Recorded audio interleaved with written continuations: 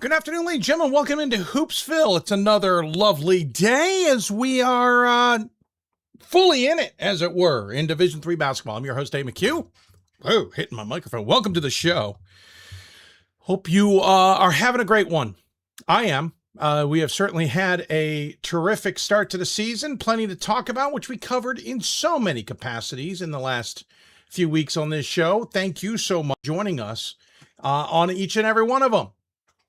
If let's see here.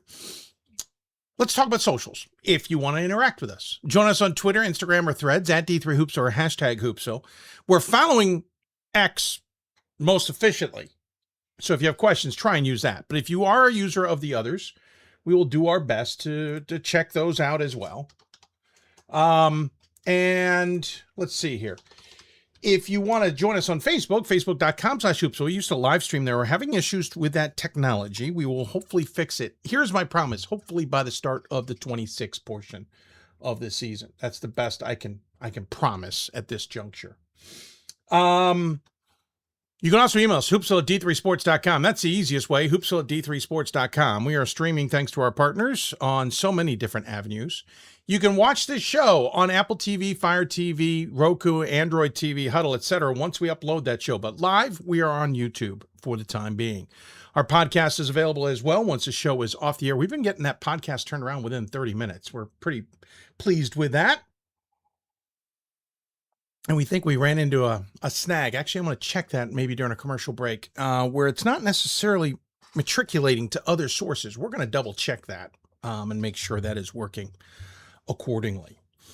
Today's show full of, well, it's exam time, right? So this is a period of year where students are tied up with exams. And so for some schools, they're not even allowed to practice, let alone play games. And for other schools, they're allowed, but within reason, as it were. So we're in that kind of period of time where things are a little bit slower. With that exam time, we also figured we'd take a test ourselves, see where things stood in Division III. Of course, new top 25 on the men's side this past week. And I'm double checking here. No, we have not seen, hold on. Apologies. I'm trying to find the latest. No, I don't have the latest breakdown of top 25 teams. Sorry, I thought I would. I do not, of how they've done so far this season. Or this week, I should say. It is an interesting situation, I would argue, with the top 25. Because the men's side, 5 new teams jumped in. And it just talked about, like we talked on the Double Take show on Monday. Sorry, my brain is just fried right now. On the Double Take show, we talked about what this all means. And it means we've got a lot of parity, which we talked a lot about in Division III men's basketball especially. But we have a lot of it in that really good category. I think you've got a level of elite. I think Trinity's in that conversation, Randolph-Macon, lacrosse. We'll see about the likes of WashU and the rest. They've got some good tests coming up. And then everybody else is in the really good category. Where do you slot them? And I think you're seeing that a little bit. Oshkosh, TCNJ, Drew, Hood, and Whitworth are out. I think some of them were flying a little high, but then you add in St. Thomas, Texas, Claremont-Scripps, York, Eau Claire, and Johns Hopkins. I think some of them may be flying a little high. I definitely think some in the poll in general flying high. I think it's a valid question. Do the Eagles of Mary Washington are they really the number 5 team in the country? I've got them that high, and I don't like them that high. Montclair is number 9. Maybe. I think people are raising good questions about these teams and whether they're that strong. But here's another example. Hampton-Sydney goes from 8 to 15. No surprise there with a loss to Randolph-Macon. But what was it about their win over Eastern Mennonite that didn't precipitate a steeper drop, in my opinion? As I stated on my poll that you can see at buymeacoffee.com, maybe that should have been lower. I dropped them all the way to 25th, if you can believe that. So that's kind of where we're standing with a lot of this. But here's the thing is I'm not necessarily right on my poll. I don't think the rest of the voters are necessarily right. I don't think anyone's got this perfect. And yes, there's some argument. We're holding on to a little bit of expectations out of last year into this year. And I think for some, that's keeping them in the poll in a reasonable location. And I think some are maybe off the radar. I think a great example was given by, I think it was Ryan, I think, talking about it is hard to drop somebody out of the poll once you've decided they belong on the poll. Once you have put them in that poll and decided that's where they should be, you're going to have a pretty compelling argument for why they shouldn't be in there. And he's right. I think he's very right on that. On the women's side, just 2 teams entered the top 25, Chicago and Denison, while East Texas Baptist and Calvin fell out. The women's side, I think you have a clear top tier. NYU, Scranton, Oshkosh, Smith, Hopkins. Bowdoin arguably in that tier. And then that's everybody else. Is W&L flying high? We talked on the Double Take show about possible. Is another team like Elizabethtown not high enough at undefeated? A good question. Denison's 9-0. They're only sitting 24. But a lot of teams, in fact, more women's teams are getting votes in the top 25 than there are men's teams getting votes. I think that's a little abnormal from what we're used to. It also says that the men's side maybe has consolidated a smidge. I think that consolidation is going to blow up in the next few weeks. Reason being, we're in exam period. We're in holiday period. This is the time of year that not only do teams slow down their cadence of practices and games, but there are plenty of distractions in terms of exam period, breaks, holidays, family time, traveling to tournaments, and maybe not enjoying the surroundings more. I certainly don't want to put it that way, like somehow those are distractions. But you're in a place that maybe you're not used to, or you're not used to the routine, or whatever the case may be. And so, yeah, there's distractions. You could have distractions in Nashville equal to distractions in Vegas, equal to distractions in Daytona. Maybe you're playing at a high school gym. Maybe you're playing at an arena.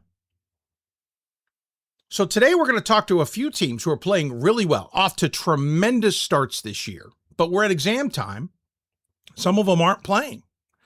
So what is the status of those teams? How are they going to get revved back up when time comes for either non-conference or conference play?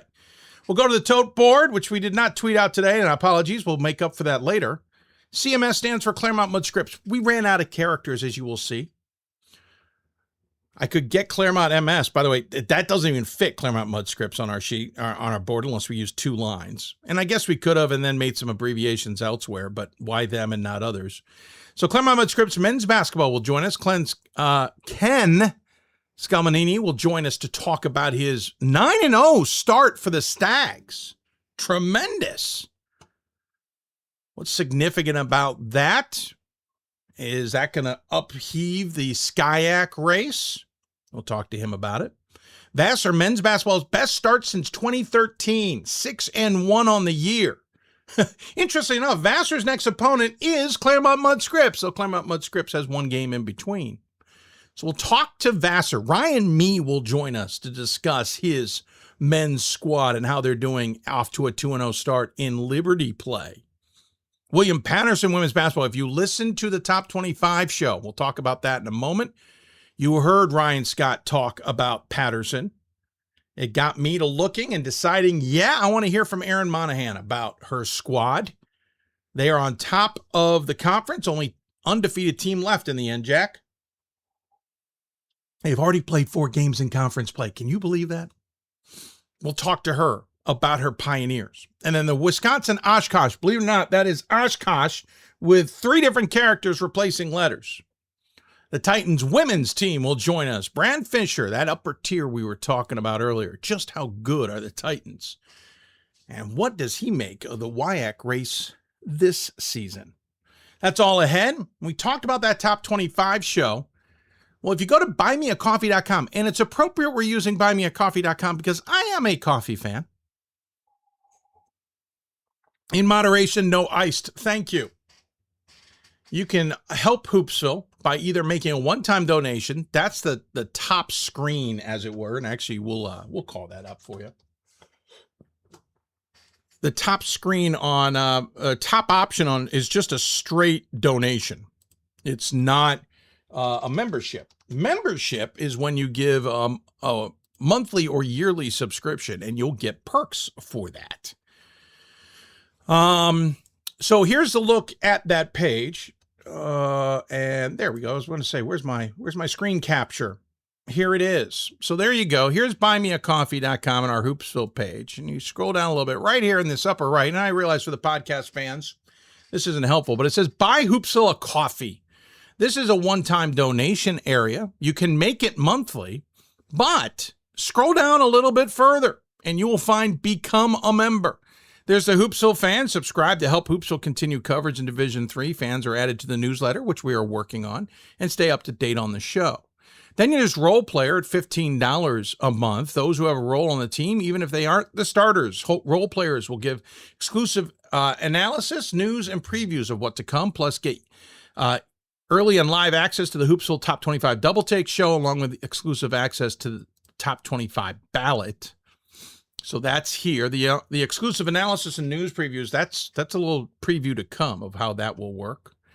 Then if you move down and go to starting five, that's at $30 a month for basketball players who want to be a starter. For those, let's see, Double Take show, My Ballot, plus Q&A with Dave and others, and early access to Hoopsville off-season podcast. The only thing I don't see on here, and I'm going to have to add it, is there is the off-court podcast. That's for coaching staff, actually. So we might be tweaking these a little bit. But coaching staff, that's a $50 a month level. You can get access to the Hoopsville off-court podcast. I think that was a mistake on my part. I meant to have that higher up. So we may be swapping some things around there to fix that. But no one signed up for $30 or $50 a month just yet, and we hope you will. But yeah, I am going to make a change to that. Apologies. But this is how you can do it. So there's a one-time or monthly just general donation, but if you become a member, you get all these perks. It's a little quirky that way. I wish it was done a little bit differently, but say the least, it's there. And we want to thank all of those who have signed up by joining us. And we will keep the information on the screen as well. Buymeacoffee.com/Hoopsville or that QR code. Here's an example of the Top 25 access. So you can watch it live, that Double Take show on Monday night starting at 8:30 Eastern. Right now, you still have, if you remember, exclusive access to that show.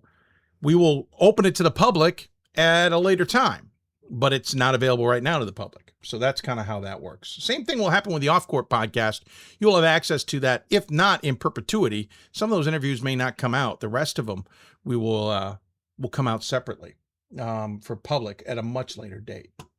So there you go. There's our show for the day. CMS, Vassar, Paterson, and Oshkosh all coming up on the program. And as a result, we should take a break and get to them. Also, my 2 cents, there's legislation up for Division III that will grant an extra AQ to conferences that are big enough. Yeah, you heard me right. If you are a big enough conference, you get a second AQ. You can probably guess where I stand on that, but we'll officially talk about it later in the program. You're listening to Hoopsville, presented by D3 Hoops from the WBCA studios. Thanks to our friends and partners at the Women's Basketball Coaches Association. We appreciate their support. When we come back, we dive in with Claremont-Mudd-Scripps on the West Coast. Ken Scalmanini joins us before his practice today as they get ready for a couple of more games on this side of the holiday break. Back with more after this. We've got more schools than Division I, more fans than Division II, and more upsets than March Madness. There's nearly 850 programs with over 11,000 games leading to 2 national championships. And we've been covering it all for over 2 decades. From Eastern to Occidental, from Puget Sound to Piedmont, from Southwestern to the University of New England, and from Hope to Calvin. Nobody covers Division III basketball like we do. We're D3Hoops.com at www.d3hoops.com.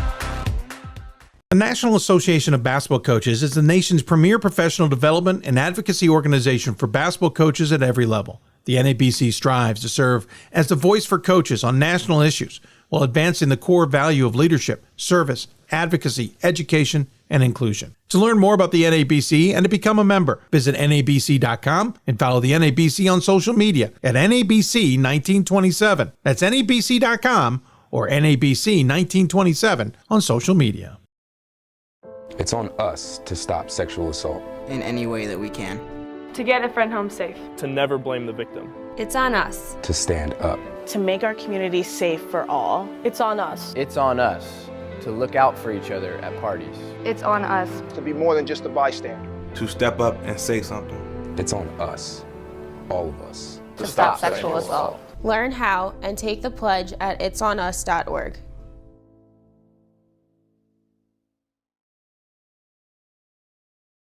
If I lose, I'll respond with respect. If I win, I'll back it up with humility. If I fail, I'll rise up with honor. It's tough for us to put it all on the line. Don't undo my hard work with poor sportsmanship. Respect. It's the name of the game. Coach of the Year, Administrator of the Year, All-America Team, Wade Trophy. The WBCA doesn't just honor coaches, but players, administrators, and much more. The WBCA strives to honor those who have contributed to the advancement of women's basketball. Celebrate the present, honor the past, look to the future.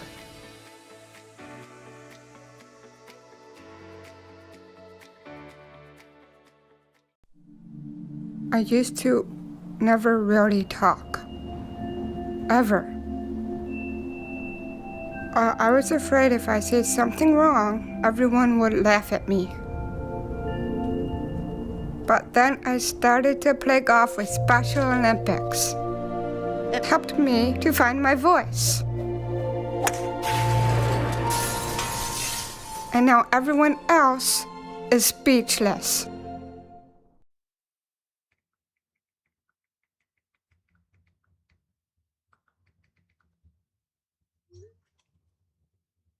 Welcome back to Hoopsville, everybody. A little bit of a snafu. We haven't gotten a hold of Coach Scalmanini just yet. We will keep an eye on things and see when he may pop up on the Zoom call. And as soon as he does, we will bring him into the show. But I can punt because the 2 cent segment is so easy to just punt to. Sorry, I'm typing something in so I have my notes. So let's talk about this. There is, as always, the NCAA convention has legislation for all 3 divisions. Some of them are for all 3. They all have to vote on something. For example, there's several championship considerations at the Division 3 level. Apologize, at all 3 levels. So right now you have the Elite 90 award, right? Well, that would change because there's an effort to make women's wrestling a championship, so it would become the Elite 91. All 3 divisions have to abide by that. If that happens, it's actually the first thing that'll be voted on. So we'll know early on. And now everything's moved to a Friday, by the way. Friday morning, we'll learn about that. There is also talk of possibly making a championship of acrobatics and tumbling and or stunt. Well, this is a basketball show. I'll tell you right now, that is a wild challenge.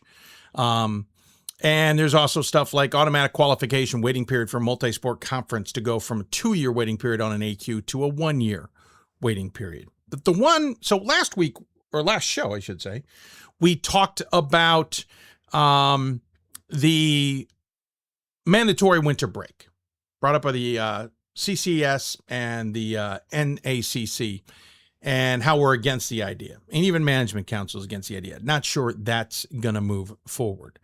One of the things that I find interesting, and this is in the President's Council bit of the legislation, which means it's gotten up to them and they feel it's worth at least bringing up to the larger group. And that is to develop a formula to provide multiple automatic qualifiers to multi-sport conferences that have 12 or more core members that sponsor a sport. Once a conference reaches 12 or more core members sponsoring a sport, the conference will immediately receive a second AQ in that sport. If the conference falls below it, they lose that immediately as well. No waiting period. The method by which the conference determines its conference representative is the responsibility of the conference, and so on and so forth.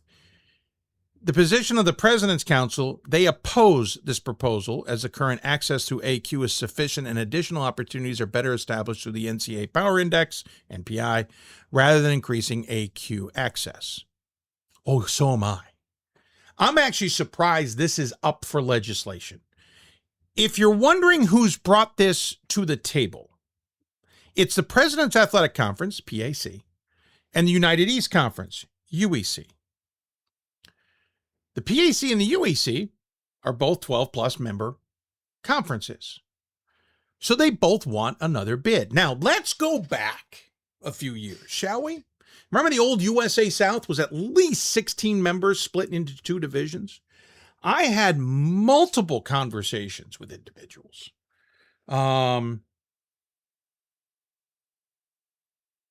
Multiple conversations with individuals about whether or not, sorry, I'm doing three things at the same time here, whether or not the conference could get another AQ. And they were relating it to the MAC Commonwealth Conference, right? Thinking, well, we're equal to them, so why not? Here's the problem. The MAC Commonwealth is grandfathered in. They had two conferences and two bids based on the fact that they already had those when they put this formal system in place about AQs. They were already large.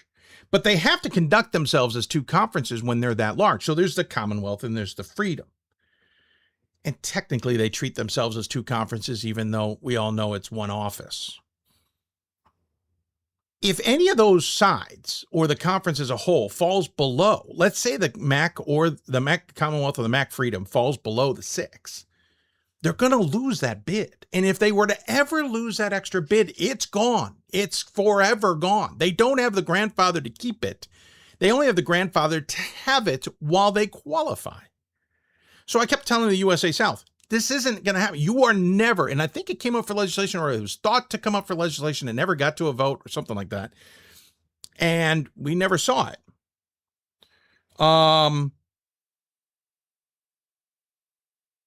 What was stunning to me is that this is up for debate again amongst two conferences that put themselves in this boat together.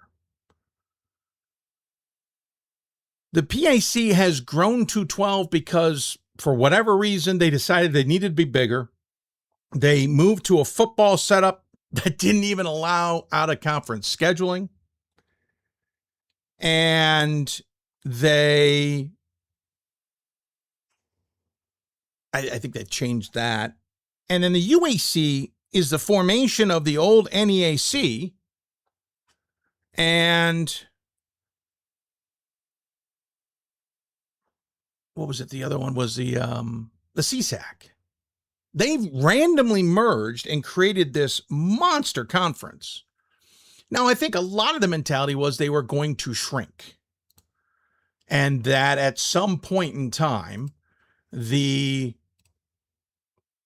two sides, like they wouldn't have that many to hold on to, right? And that they wouldn't be large enough to worry about it. Well, it hasn't happened. Now, they lost a few. Rosemont, for example, is closing in women's basketball. They're not in conference because they're not playing in men's basketball. They are, but they won't be there next year. And the conference has shrunk a smidge. Keystone is up for debate on whether its future is, et cetera, and there could be others. What I find surprising is, why did you merge in the first place? Because I would have merged once the problem occurred. You would have kept your bid. Everything would have been fine. Instead, you get this craziness of a monster conference. And now if you want to leave that conference, you're going to have to sit 2 years and wait for the AQ, which is kind of that other proposal, by the way. Remember waiting only 1 year for a multi-conference bid? Still, you're gonna have to wait, right? You're gonna have to sit in the old Pool B, which technically doesn't exist. Get that MPI at play. So now they're going to go for an end round and say, hey, because we're big enough, we deserve two bids. Sorry, you knew what you were doing. Both conferences knew what was the landscape and what was happening when they created these situations. The pack grew to 12. The UEC went and got bigger. You understood this was a one conference thing. The UEC is even more galling because you had 2 AQs and decided one's good enough for all of us, which in my mind is insane. I get it. If your conference has suddenly gotten below 6, you need an out for an AQ, then those conferences get together. That makes a little bit more plausible sense. So I don't think you should be bailed out and get an extra AQ. And I'm going to be a little bit more galling on this one, and I'm going to be a little bit more blunt. We're not talking the NESCAC, the WIAC, the Old Dominion Athletic Conference, which, by the way, go check the size of them. They would benefit from this. And others trying to get this, where they have teams that get NPI at large anyway in most sports. We're talking about conferences that hardly ever, especially in hoops, get an extra AQ. PAC certainly has on occasion, but not the UEC, not the old CSAC, not the old NEAC especially. So they get an extra AQ just because they're big enough? Yes, I understand it's supposed to be about equal opportunity for student athletes for those events. But you created the unequal opportunity for your student athletes by getting larger than you probably needed to be, especially now that conferences only have to be 6 to get an AQ, not the old 7. Yeah, see what I did there? I apologize. My daughter was listening to this show right now. She'd be laughing. So I don't understand I understand what they're trying to do. I don't understand why this is even up for debate. I don't think this gets to the table. I don't think this gets a vote on, because if it does, I'd be hard pressed to believe, and I'm just going to name conferences that aren't big enough. I'd be hard pressed to believe the NAC, the Landmark, the OAC, the NCAC, CCIW, WIAC, SCIAC, ASC, SCAC, well, maybe the SCAC, SAA, USA South, or any of these other conferences that are sub 10 are going to say, sure, you can have an extra AQ. You can take one away from our opportunities as an at large. We're fine with that. Would the ODAC vote for it? Well, considering their size, probably. Back to the SCAC, they might vote for it considering their size. But that's it. They're not voting for this. No one's going to want to give up an at-large opportunity. By the way, the PAC in football would get an extra bid. You think about that for a second. Football would get an extra bid in the PAC? Stop it. I think that's true. I actually have to double check the PAC's footprint in football, because I just remembered. I don't remember their footprint. I might have that one wrong. I'm getting all wound up about it. Let's look at the standings real quick. 1, 2, 3, 4, 5, 6, 7, 8, 9, 10, 11, 12. So the PAC, the likes of W&J, Grove City, Westminster, Geneva, Case Western, Allegheny, Waynesburg, Hiram, St. Vincent, Bethany, and Teal would get an extra bid in football. That's mind-blowing to me. So I don't think this gets to a vote. I think they're going to take a straw poll at the business meeting or prior and realize they don't have the votes for this. President's Council is against it. I don't see it happening. I just don't. And I can't believe we're even talking about it. This shouldn't even be up for debate.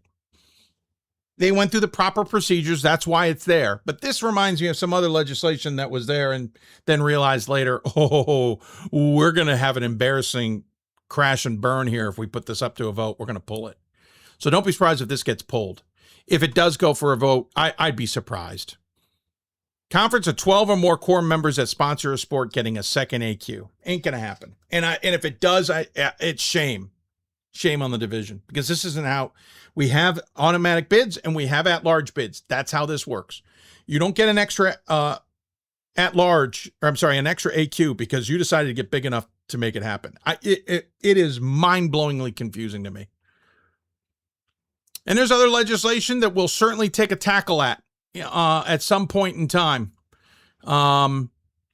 We will talk about it on our 2 cents leading up to the convention, which takes place January 13th to the 16th. I'd love to get down to it. It is near me, but I am so jammed up. If I get down there, it's going to be for a half a day.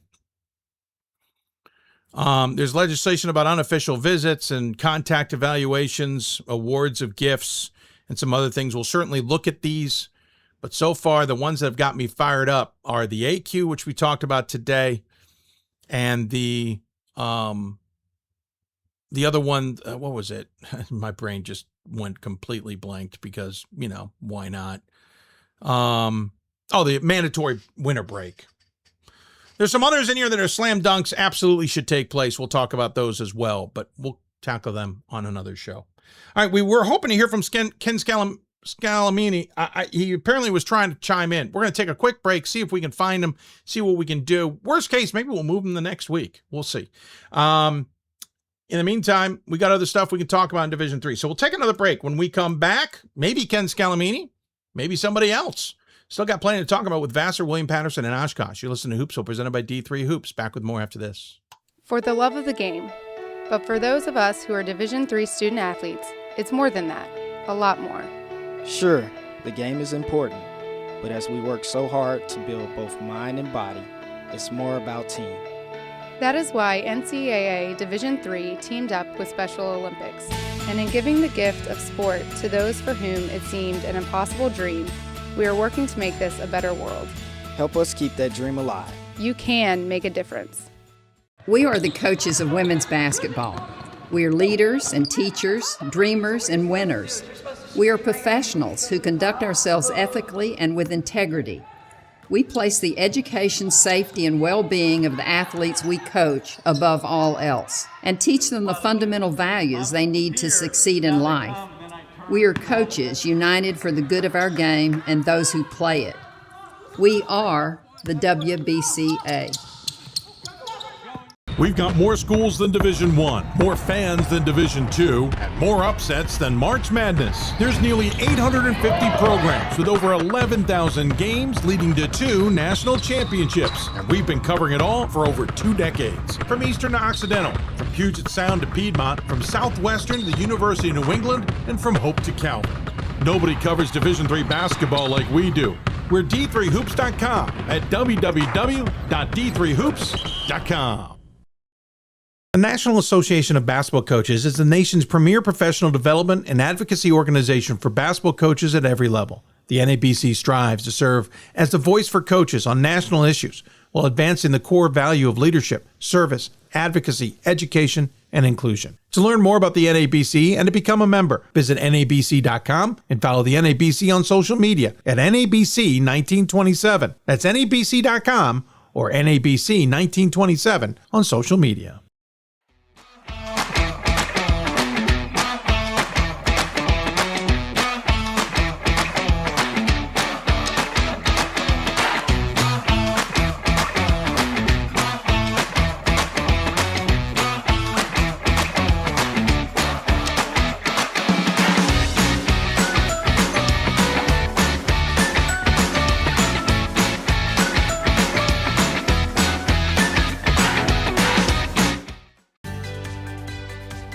Responsibility is being accountable for your words and actions, first and foremost. It also is an obligation to be a positive influence in the communities around you.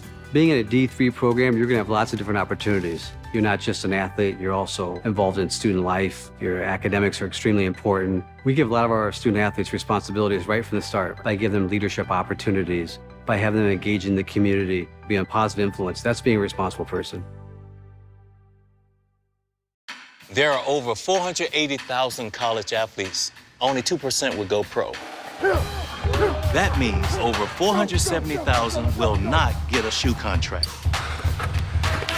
No autographs. No private jets. No fan clubs. No Hall of Fame inductions. Instead, they will walk away with something much more valuable.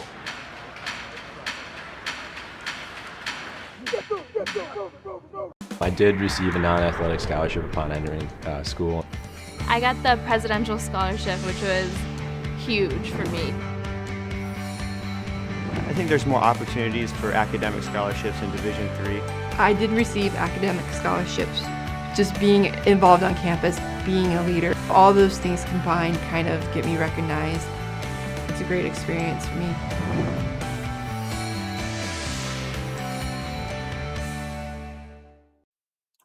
Welcome back, everybody. We're going to do a quick segment here, then take another break. Unfortunately, just couldn't connect with Ken Scalmanini at Claremont-Mudd-Scripps. We will connect with him next week. So we're just going to punt CMS to next week, either Monday and or another date. I got to remind you, by the way, next Thursday's show is kind of up in the air. I got a major project that I'm in the middle of in D3 that is also due that day. So here's the deal.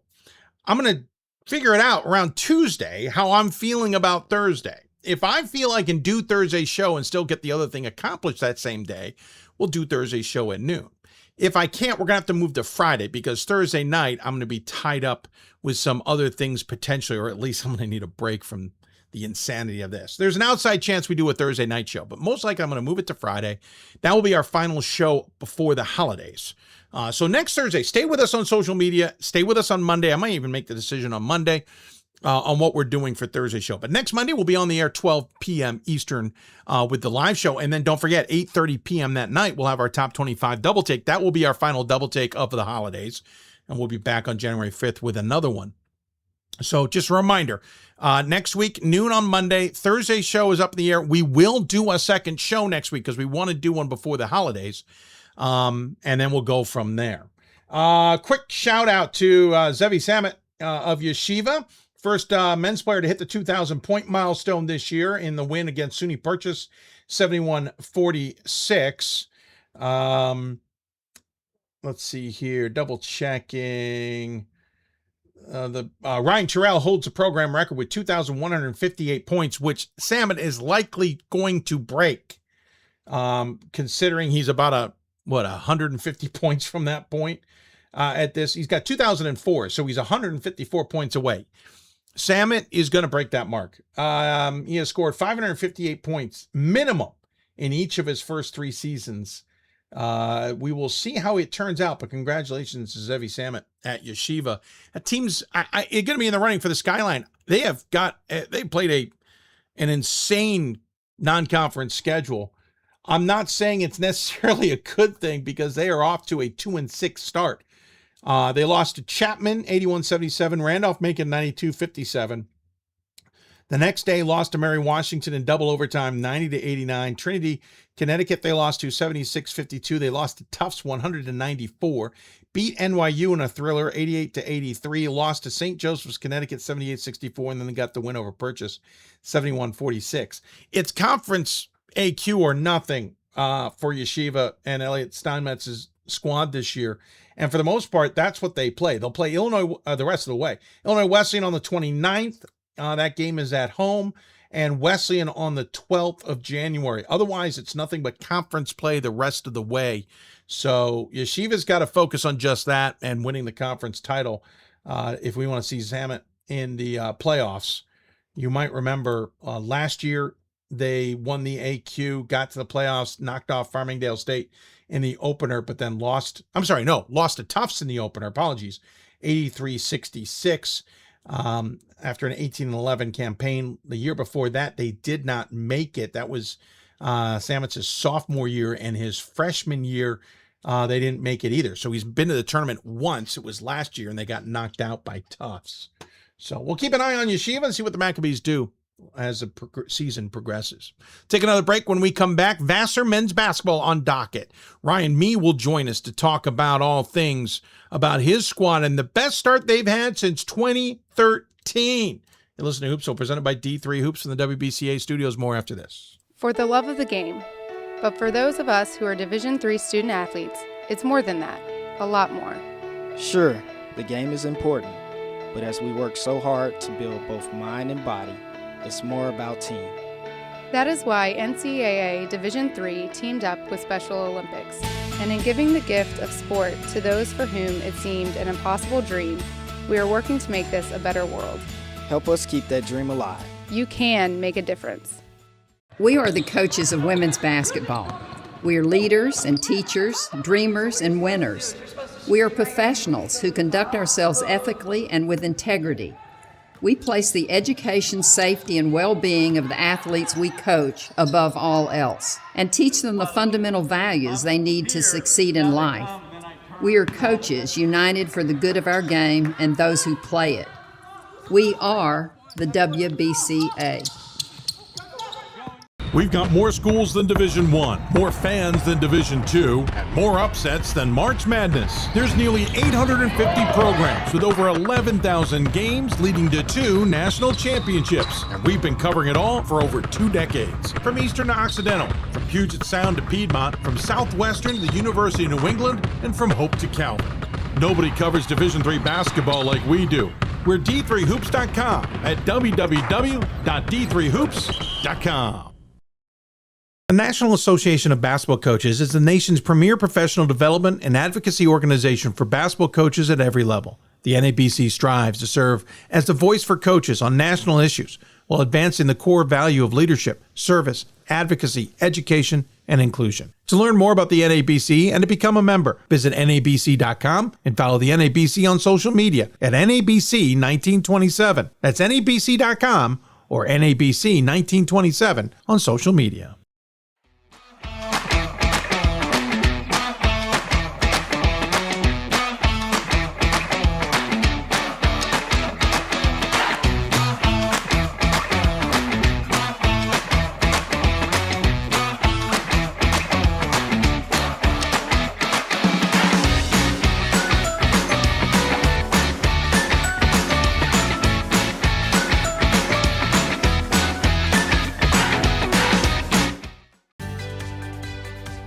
Responsibility is being accountable for your words and actions, first and foremost. It also is an obligation to be a positive influence in the communities around you.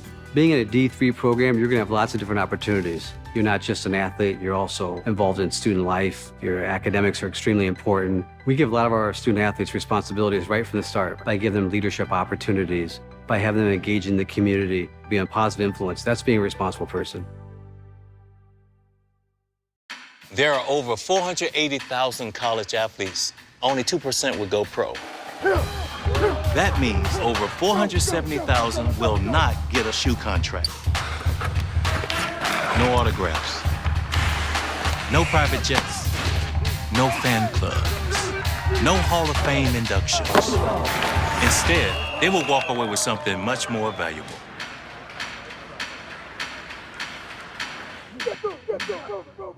I did receive a non-athletic scholarship upon entering school. I got the presidential scholarship, which was huge for me. I think there's more opportunities for academic scholarships in Division III. I did receive academic scholarships. Just being involved on campus, being a leader, all those things combined kind of get me recognized. It's a great experience for me.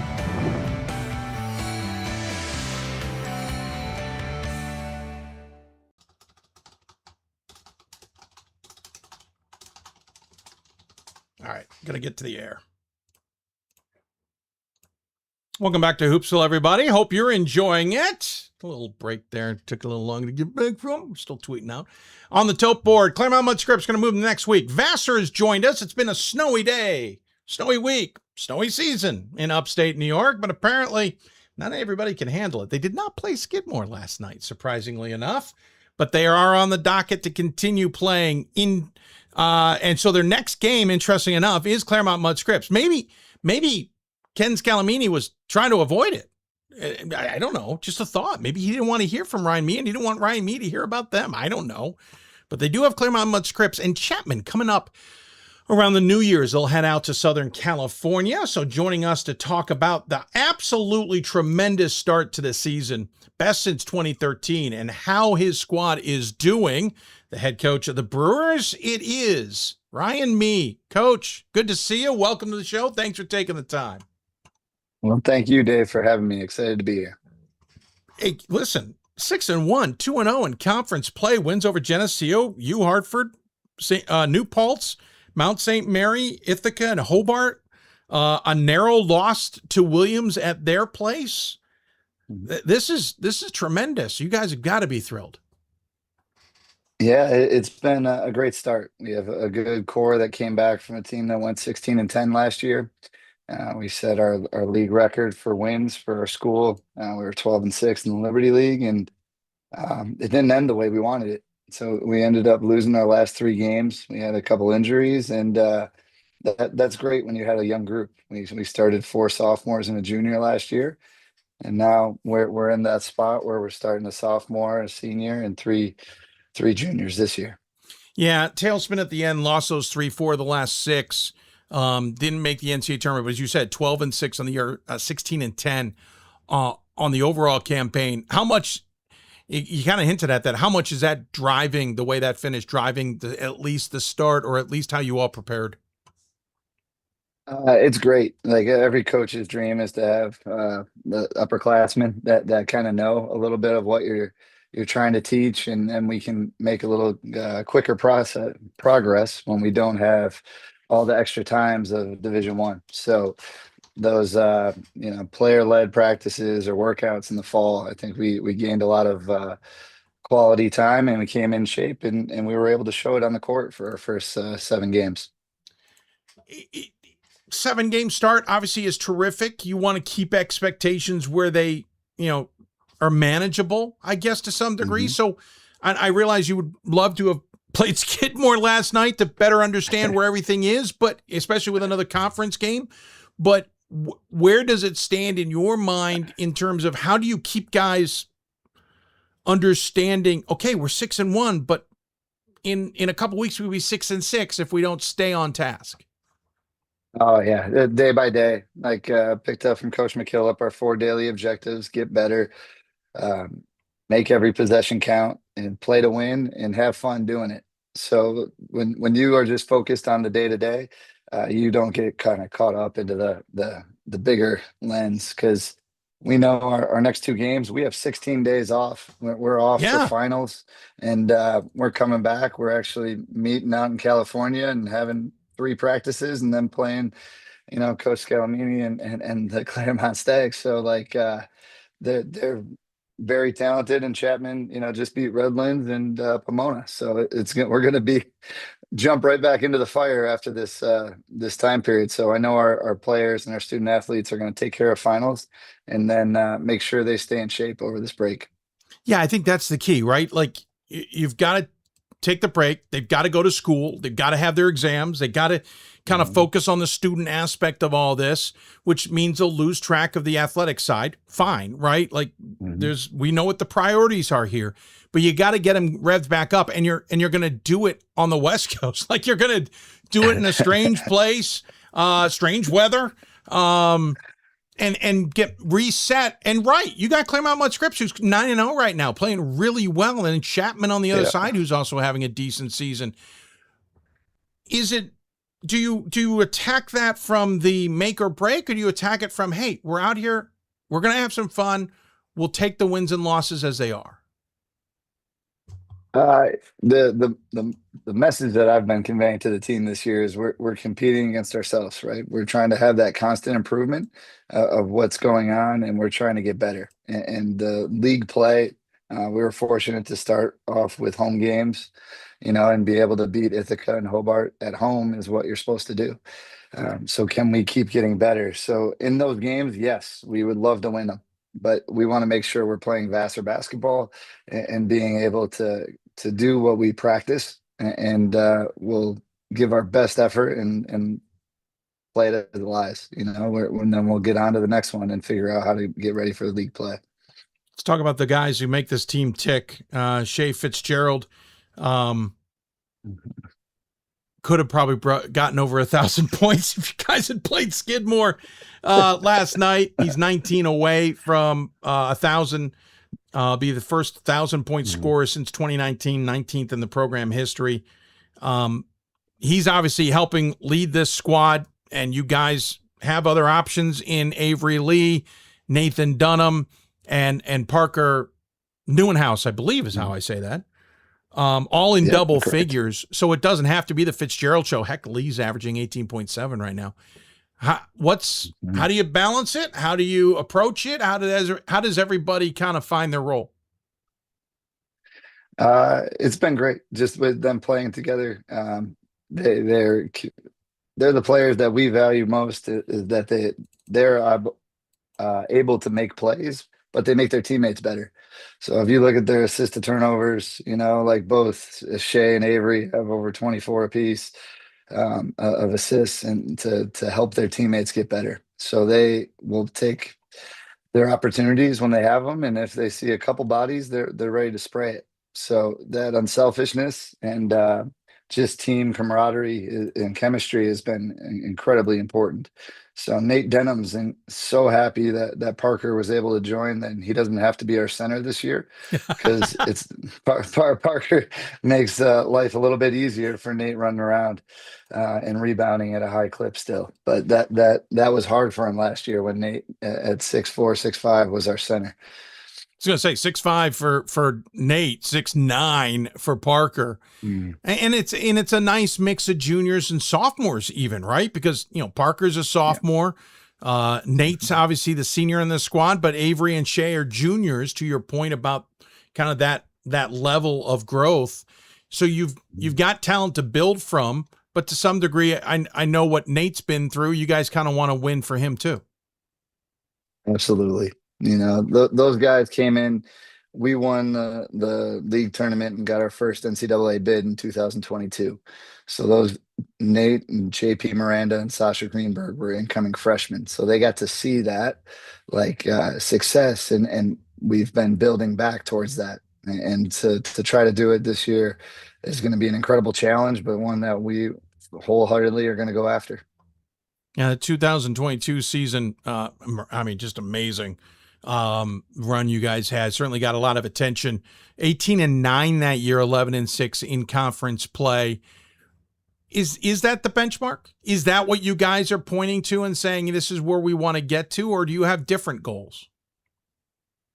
Our goal is to try to keep playing in March. So to try to put our best foot forward and be playing our best ball in February and early March would be ideal. You know, those aspirations, we want to set our, dreams up higher than we think we can go. So yeah, we would love to be playing in Indianapolis, but we know we have a lot of things to improve before we get to that point. But certainly, step by step. You just got to get to the tournament first, right?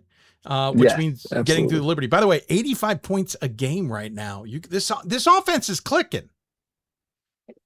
The ball's moving. I think we set a school record and had 30 assists in a game against Mount St. Mary's, and to keep it sharing in our guys, I truly believe that they're having just as much joy, sharing the rock as they do making the shot, and that's when special can kind of happen. You obviously have experience. You're a Rochester alum. You played under Luke Flakertsy, which Luke probably doesn't want to admit he's been around that long, to be honest, and I don't want to admit that I've been around that long, so we'll just move on as quickly as possible from that fact. But then got a chance to be on the coaching staff there before going up into D1, being an assistant at a number of D1 programs. I can guess what brought you back to D3, brought you back to New York, and all of that, but has it been what you expected? Was that the driving force to get a D3 head coaching job, or did the D1 was a taste of the D1 enough to maybe make you think about staying? Well, right now I'm very glad. I have all my D1 peers tell me that Ryan, why are you looking so happy? It's because I don't have to try to keep my players every minute, and dealing with how much can you give me is the first question to ask recruits. So to deal with the purity of D3 and the student athlete and the experience, it's great. The camaraderie of Division III coaches and the student athletes are far stronger than the Division I business side of things. And to be able to talk about the experience and not be offended. If it's not for you, that's great. There's over 400 Division III schools for you if something else fits you better. And so, but the primary reason was I did want to be a head coach. My wife and I, we moved down to Davidson after meeting at the University of Rochester. And then we had 2 children, and I wanted to see my children. Like Trotter and Cappy are a huge part of our lives, and Division III, it's still not anything close to a work-life balance, but it's closer than it was in Division I. And to see them grow up here in Poughkeepsie has been fantastic. Looking at your team, listen, Vassar, for those who just don't understand the quality of institution that Vassar is, you know, if it were to be added to the NESCAC or the NUMAC, it would not be a surprise by anyone's stretch of the imagination. It's one of those high-end educational type schools. In other words, one that I never had a chance of getting into, so I never tried to apply. But you have, as a result, you have a wide recruiting berth to some degree. I mean, Connecticut and Massachusetts, those seem obvious. New York certainly as well. New York City, Rye, for example, isn't that surprising a location for you to be picking up from, even New Jersey. But there's also Los Angeles and San Diego, San Francisco. There's a guy who's a couple miles down the street from me, his family, Delaney High and Lutherville Timonium area, and Eric Zhang, who's a junior for that team now. What is the mentality when you go out to recruit? Does the school help recruit in itself, or do you have to try and sell it when you're in places like LA, San Francisco, et cetera? It's a combination of both. Like, having the name recognition of Vassar College is huge. You know, it's one of the top liberal arts colleges in the country and in the world. And to be able to find kids that want that high academic experience. So what has been helpful for all of the schools like Vassar is to try to find kids at Ivy League camps. So Yale is something that is one of our first camps that we attend, because it kind of helps you narrow down kids that are looking for high academics, and knowing that there's not an athletic scholarship tied to it in the Ivy League. So to find some of those players helps us gather a bunch of names. Like, I only went to maybe one AAU tournament this summer. It's not something that's helpful for us because it's really inefficient. So do I want to give $300 to somebody running that tournament and go see 2 kids? No, we don't have that. So to be able to recruit efficiently and effectively, and it was my 20th year of collegiate coaching. So to be here and to use the network of people that I've had at the different places is incredibly helpful for us. And that's why California has been a very strong place for us. We have four players on our team from there, and trying to continue to find them, because, you know, Coach Claremont and Pomona can't take all of them. So we're hoping we can get a couple guys come across the country and find a home here that they can build in Poughkeepsie. Well, I think the other thing too about this is you can't even cheat. You can't even go down to Pomfret or Trinity Pauling or Salisbury or any of Avon Old Farms or any of those places in New England where you might find West Coast guys who are at these great prep school institutions. I went through that roster. I didn't find one of them from one of those that are from afar. I saw Pomfret for a Massachusetts kid, but I'm not seeing the California. So you're not even cheating in that way. That's to me, that's pretty fascinating.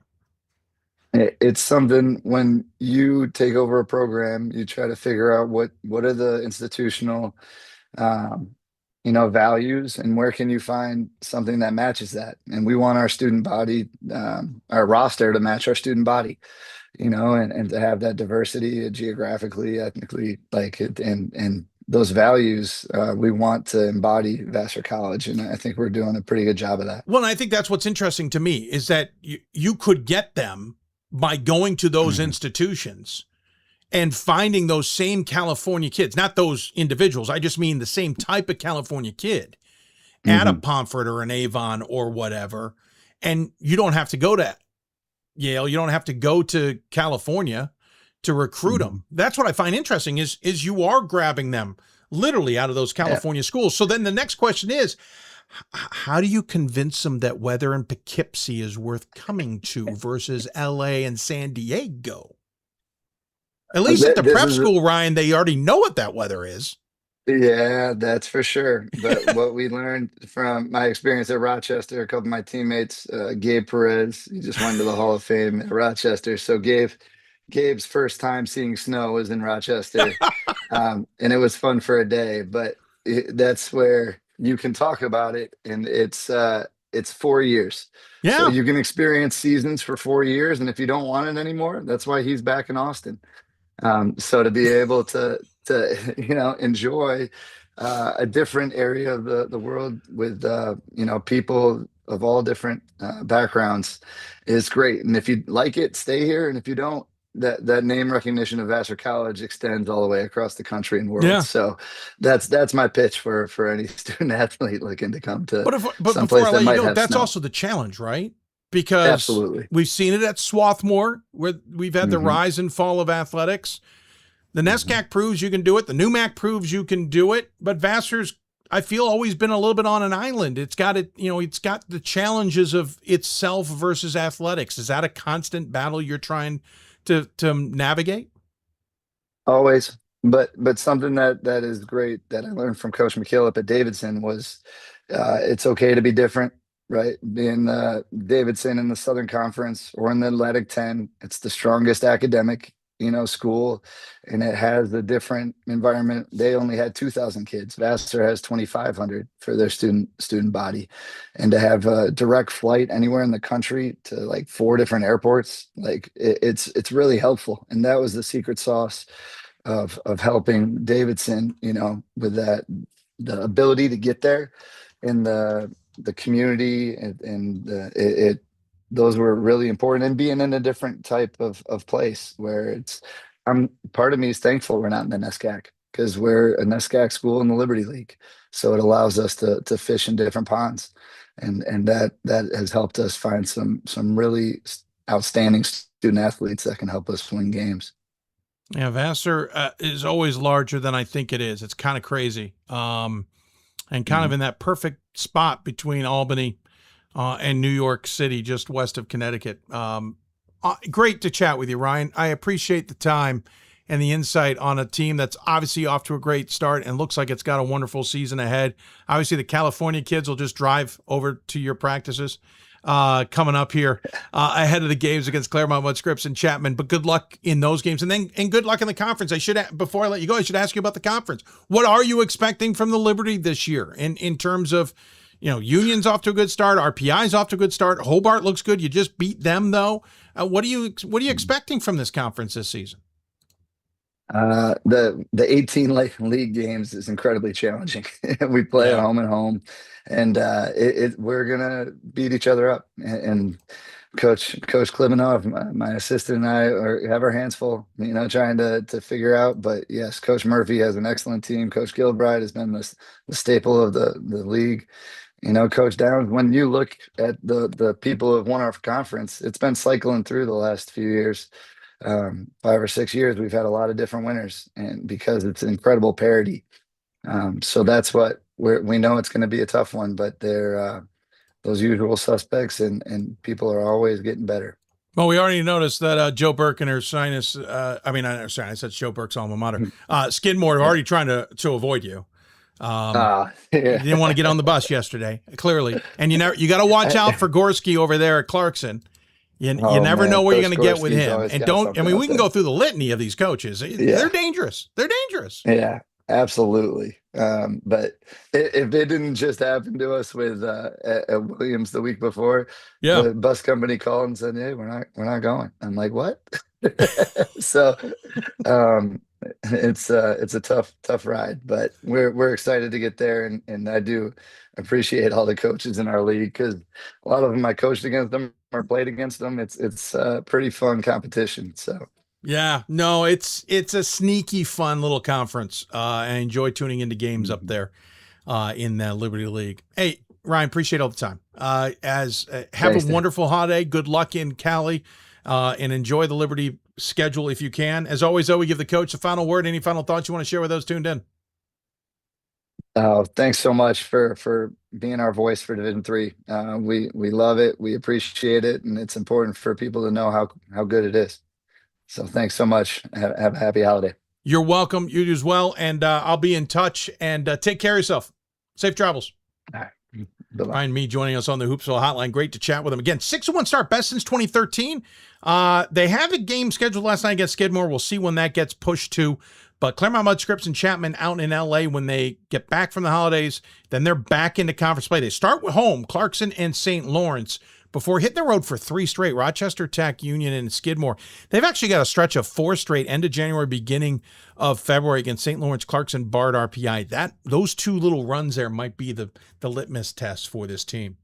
Take another break. When we come back, we'll switch gears, talk women's basketball. On deck, it's William Paterson. We'll head down to Jersey and talk to Erin Monahan about her squad. You're listening to Hoopsville, presented by D3 Hoops. Back with more after this. We've got more schools than Division I, more fans than Division II, and more upsets than March Madness. There's nearly 850 programs with over 11,000 games leading to 2 national championships. And we've been covering it all for over 2 decades. From Eastern to Occidental, from Puget Sound to Piedmont, from Southwestern to the University of New England, and from Hope to Calvin. Nobody covers Division III basketball like we do. We're D3Hoops.com at www.d3hoops.com. I believe sportsmanship is a mutual admiration and respect for your fellow competitors. We all go through a lot to reach the point where we compete against one another. It's important to realize that. So once we're finally on the field or on the court or on the starting block, we look at each other as fellow human beings and not just competitors. Being able to recognize the hard work that other athletes are putting in creates a more positive and inclusive environment. We are calling you, all of you. We are calling all Division III schools to join our cause. It's on us to start the change. It's on us to be the change. It's on us.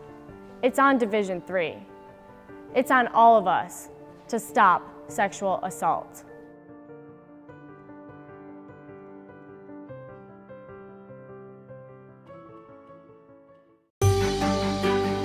Comprehensive learning is being able to adapt to experiences and apply the things that I learned. Being an athlete and juggling academics helped me grow as a person, and things that I've learned, I was able to apply it in another field, putting them into everyday life. Developing comprehensive learning helped me prioritize certain things to make sure I get to where I want to be.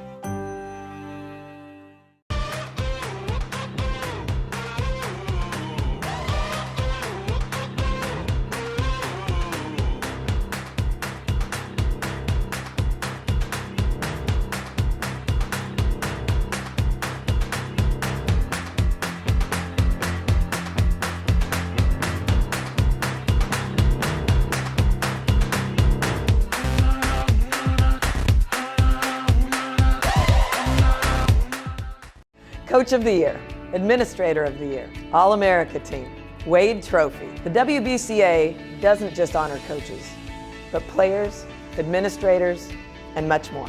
The WBCA strives to honor those who have contributed to the advancement of women's basketball. Celebrate the present, honor the past, look to the future.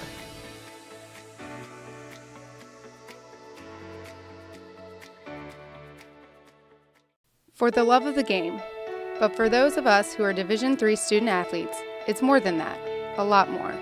Sure, the game is important, but as we work so hard to build both mind and body, it's more about team. That is why NCAA Division III teamed up with Special Olympics, and in giving the gift of sport to those for whom it seemed an impossible dream, We are working to make this a better world. Help us keep that dream alive. You can make a difference. Welcome back to Hoopsville, everybody, as we continue on this Monday. Thanks for joining. Monday? What am I talking about? Lord, it is Thursday. I wish it was Monday. All the projects I've got ahead of me. Wish I had a few more days. But if you got questions for us, you can always email us, hoopsville@d3sports.com. Join us on the Twitter sphere at D3Hoopsville or hashtag Hoopsville. We're trying to keep track of all of those things. And if you got questions, we'll try and stay on top of it. I'm going to switch to women's basketball. William Paterson is on top of the NJAC race at 8-0 overall, 4-0 in conference play. Yeah, they've already played 4 games in conference action. Their game up on Montclair, Rowan, and Rutgers. Their wins in conference include Montclair, Rutgers, Newark, Stockton, and TCNJ, with wins over Waynesburg, York, Western Connecticut, and John Jay in non-conference play. Big game coming up against Rowan on Saturday. And then non-conference against Marywood. And, of course, we've already all circled January 3rd as they'll take on the Blue Jays of Johns Hopkins down here in Baltimore. Unfortunately, I've got another gig, or I'd be there for that game at Goldfarb Gymnasium, because I'd love to see Erin Monahan's squad in action. The next best option is to go to the Hoopsville Hotline and talk to her. So that's what we've done today. Erin Monahan joins us on the Hoopsville Hotline to talk about her Pioneers. Coach, thanks for taking the time. Appreciate it. Things are looking good for you. Thank you so much for having me. Again, 8-0. I mean, we should remember you're coming off a 21-9 campaign last year, 14-4 in conference action. It didn't end, I think, the way you all had hoped it would, but you were in the fray. Considering 11-14 the year before that, this is a nice kind of reposition of the team, as it were. Yeah, we lost a lot last year. 5 seniors, 3 starters, and one of those starters being a 1,600-point scorer in Brianna Smith, who was first team all-conference a couple years in a row. We lost a lot. We lost in the semis to Montclair, who ended up winning the conference, and then we made it to the ECAC championship and lost on our floor, and it wasn't a game that we thought we played well. Not a good way to end the season. Lost a lot of experience in those 3 starters, so wasn't sure how we were going to come back. But I have a great leadership crew, and seniors and juniors that have played and gotten valuable minutes, and the work they put in the summer is actually really showing off right now. Yeah, best start since 2011, when you guys were 15-0 and ended up 26-3 that year. If anybody remembers, that was kind of the tail end of, or near the end of a 3-4 year run of just pure dominance, especially in conference play. You mentioned these players who are back, or who you lost, I should say. Loss of the 3 seniors, including Brianna Smith, who scored more than 1,600 points. A lot of times we hear a team talk about that, and yes, you find other players who are capable of stepping up and gelling, but I don't think we necessarily see a team immediately get out to a strong start. What's been the secret? How has this team gelled, and are players getting used to different roles that have just suited them? Renee Wells is our leading scorer. She's second or third in the conference. She has consistently played a 4 for us, and that hasn't been her favorite position. With the help of a transfer in Megan Sears, who has gotten some valuable minutes for us, Renee has been able to play that 3 now, which kind of keeps her a little happier. We've been fluctuating between the 3 and the 4 for her, but she really worked hard over the summer on conditioning, footwork. That was really, we've been telling her that for 3 or 4 years. She finally caught on. But honestly, it shows. And honestly, it really doesn't just show in her offense. It actually shows in her defense. And she honestly, number 14 on her team, Renee Wells, is playing with a torn labrum in her shoulder. And she's adjusting her brace 20 times a game. She chose not to have the surgery because it would delay her. Sure. And she had a surgery that affected her a couple of years ago to start the season. So, she is doing her best. And honestly, she is doing her best. She had a tough game against Montclair, but honestly, We had 2 double doubles, 2 other people. It seems like if one person isn't on, they each have each other's back. And I've been waiting for that for years. They really are doing a good job supporting each other. We talk about assists and we talk about team play and our defense. Even though I lost 2 key defenders last year in Victoria Palladino and Jade Martinez, our team defense right now is pretty good. And my assistant coaches are doing a fabulous job for us in getting that out of my players daily. And it's just nice to see a good group working well together on the floor. Yeah, I remember Renee Wells was a rookie of the year in this conference. She's not certainly unaccustomed to a lot of attention, as it were. But geez, to be playing with a torn labrum in a sport where you're raising your arm above your shoulder constantly. And it is her right arm, which is of course it would be her dominant arm. Of course. Yeah. Yes. It was interesting. I was talking to somebody this fall and they said, oh yeah, the so-and-so is playing with a torn labrum. And I'm thinking to myself, well, they're a forward in soccer. I mean, I've played that sport. I think I could get through with a torn labrum. Don't think I could have gotten through a season in basketball with a torn labrum. So hats off to her. But you talk about defense. Patty Walsh obviously is key for that team, your team, in terms of rebounding and blocks. She's been a defensive player of the week in the conference. But there's so many others that Heather Brocious so carefully made sure we understand about. Jada Jacobs leading the conference in assists and steals. By the way, nearly 4 assists a game, 3.5 steals per game. This isn't, as you said, this is a group that has gelled around losing, but has found other players who are ready to step up. And as a coach, that must make you salivate. Oh, without a doubt. Practices are fun. Again, the energy my coaches bring to practice is fabulous. And, the upperclassman, Renee, doesn't want to lose. So they make sure even the players that are not getting the playing time right now are bringing it every day in practice. And that is so valuable to a program. I've been there and the bench is into the games, into practice, and that is key.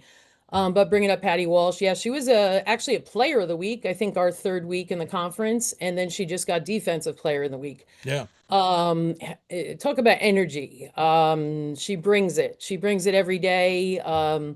Just not just vocally, but running up and down the floor. There's not many forwards that can keep up with her and her game. We talk about, she blocks shots, but we try to get her to play better defense versus just always trying to block those shots. But very valuable to our program. And Jada's literally doubled her numbers from last year to this year. And again, I think her playing time is literally doubled. Again, it's early in the season, but we lost those key guards and she's now playing a different role than she has in the past. And we do this thing in practice with touches, and she's like double everybody else's touches. She brings it every day, very lengthy, gives her body. She was on the ground last night in a game like 5 times. And she gives her effort every day. They all do. Luna Kirby, a senior that has not played in 4 years for us. Not valuable minutes, I should say. Starting at this point, because she brings it every day. Kaylin Gowdy, a sophomore from Alabama, hardly played at all last year. Defense is her thing. And it's some of the things that our girls are doing. Again, it's competitive in practice and it's showing in the games. Well, it's showing to the tune of 8-0, 4-0 in conference play, as we said. And what other things too is it key wins already in conference play. TCNJ's not having the start of the season I think many of us expected, but I'm not sleeping on them just yet. You got a 10-point win on the road at their place. Montclair, which has been the echelon of this conference for so long, Karen Harvey's squad, you got to win over them on the road. Those are key because next time you face them, you get to have them at home. You got those out of the way early. You got wins. You kind of have a leg up. You got to be thrilled with how, not only how your team has started overall, but how you've started in conference play, more importantly. Correct. When I first saw the schedule, especially those games were on the road, I'm not very happy knowing, these guys are at top of the conference.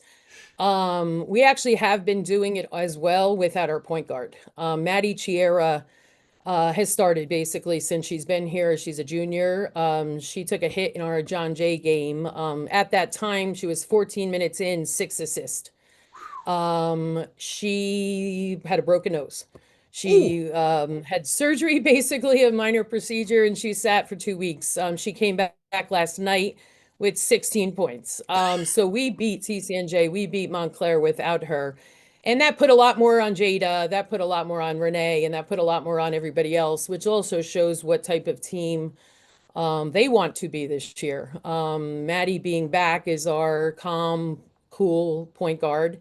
And I've been on her to give us more offense. And like I said, last night she played very well in her first game back with a mask that she's not very comfortable with, but she has to wear. And it is what it is. But yes, we're thrilled. I mean, TCNJ, Renee Wells had 35 points. She was just feeling it.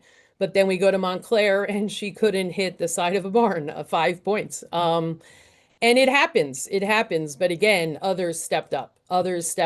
And that is great to see. We have an addition of Megan Sears. She's a story. She played 4 years at Stockton for softball and volleyball, did not play basketball. And I've been on her. Her high school coach was my ex-player. And I've literally been on her for about 5 years now and got her to take her grad courses at William Paterson. So she started in the beginning of the year, but honestly, she's better coming off the bench right now. We'll see what happens in the future, but she's been basically a double-double. And what more could you ask for? An incredible kid, very mature, and a student as well, a high academic student from Stockton. I don't want to look too far ahead. Obviously, you have Rowan ahead on Saturday, Marywood next week. Then you get your holiday break, and then you'll head to Baltimore, take on Hopkins and Medgar Evers. I'm assuming, we'll make a big deal of the game against Hopkins, right? Because it looks like two powerful teams going at each other, no matter what your record is at that point. But I'm assuming for all of you, the goals are different. Yeah, I'll be honest, I'm on Saturday. Yeah, right. I'm on Saturday. Yeah. We haven't, obviously, I know where they stand in the world. I keep questioning signing up for this tournament a year ago. We've been to the Springfield and the Williams a couple of years ago when we got pounded. Every team we played was ranked in the country. That's like 2 years ago. I think it was, you mentioned the 11 and 14 or whatever. But you know what? It's these players that were in those tournaments. They weren't thrilled to get pounded by the Springfield and the Williams and whoever else we played. Again, we're not there yet. We're going to be doing that after a long break, which is not, again, my choice, but there's nothing we can do. Rowan won't be easy. Rowan, is always a top competitor in our conference. They playing very well.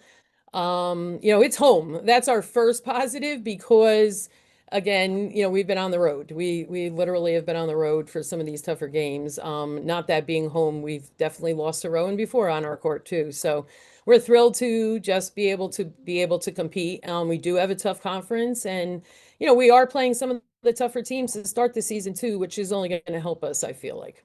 I'm a guess that the Morgan State result might have been the point where you decided, I don't like the fact I'm playing Hopkins after the holiday. Yeah, you got it. Yeah, that was my guess. Yeah, that was my guess. Erin, you've been your this 33rd season. This is going to sound strange. I don't mean it. Maybe how it comes up. Does it get old? Every day. Well said. I like it. Hip replacement later, all that stuff. You know what? Young assistant coaches help that. And young assistant coaches that are actually on my page, this generation is different. It's very, definitely different, dealing with different type of kids. Their work ethic might be the same, not up to where I am, but my coaches are on my page. Now, you know what? Like, what am I going to do? Stay home and clean my house? Or, it definitely, I actually love the girls that I'm working with. High team GPA, that's something that we talk about and they work for, and they hold each other accountable, which is great. Great leaders that want what's best for our program. It's not about them. We talk about the team first, and they bring it every day. And like I said, practices are tough, and great character people that I'm working with, administration and things like that too. So, as of now, we're going to see what we can do about keeping this going.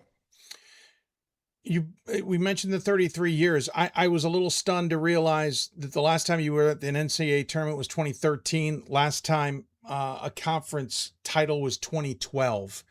I'm assuming you're itching for both, but how do you not manifest that? Does, you know what I'm saying? Like, make that an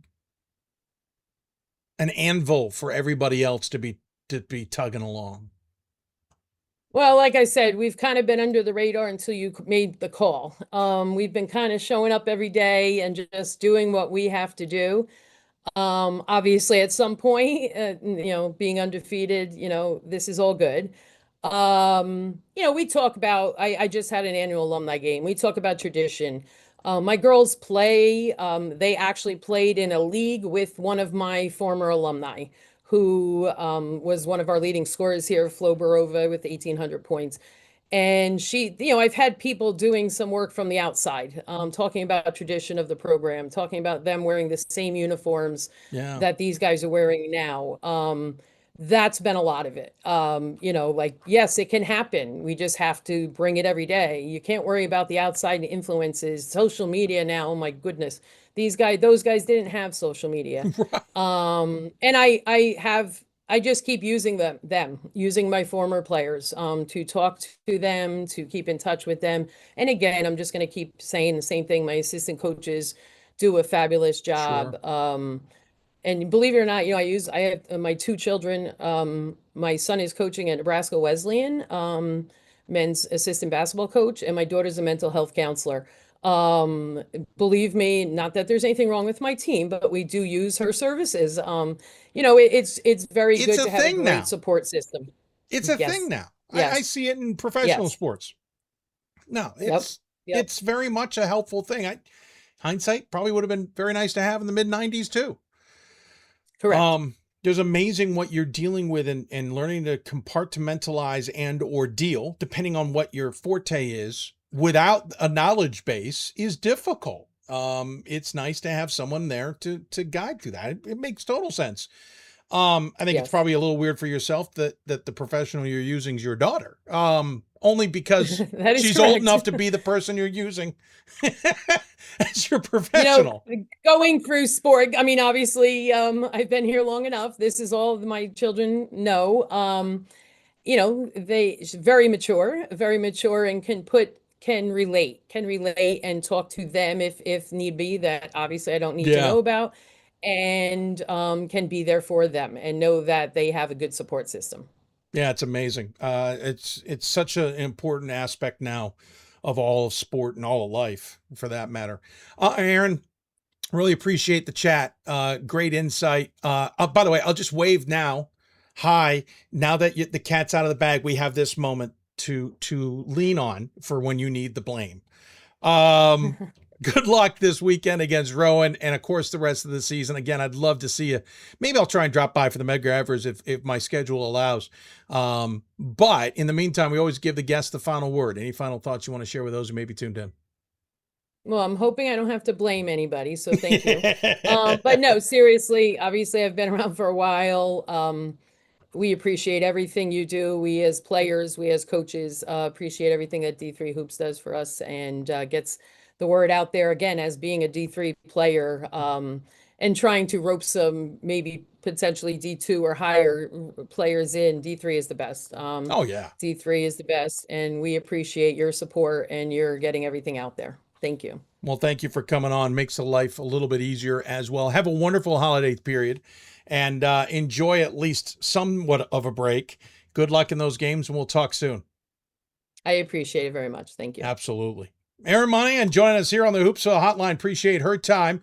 Thank you, Heather Brocious, also for the copious notes that were very helpful in that segment as well. Again, they are 8-0. Big game against Rowan coming up on Saturday. By the way, the chair is starting to fall apart, and so I'm standing, which this desk was originally designed for in the first place. So the camera angles look a little different. Maybe I'll sit back down for the next segment.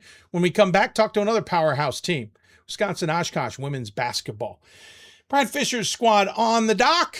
Well, we'll talk about just how good that team really is this season. You're listening to Hoopsville, presented by D3 Hoops from the WBCA studios. Back with more after this. The National Association of Basketball Coaches is the nation's premier professional development and advocacy organization for basketball coaches at every level. The NABC strives to serve as the voice for coaches on national issues while advancing the core value of leadership, service, advocacy, education, and inclusion. To learn more about the NABC and to become a member, visit NABC.com and follow the NABC on social media at NABC 1927. That's NABC.com or NABC 1927 on social media. Something I discovered in myself is that if I have a goal, I can accomplish it. It's a well-rounded experience. At a Division III school, you primarily a student athlete, so the school is really shaped around you developing yourself as a complete individual. It helps a lot that you have a family with your team that can guide you.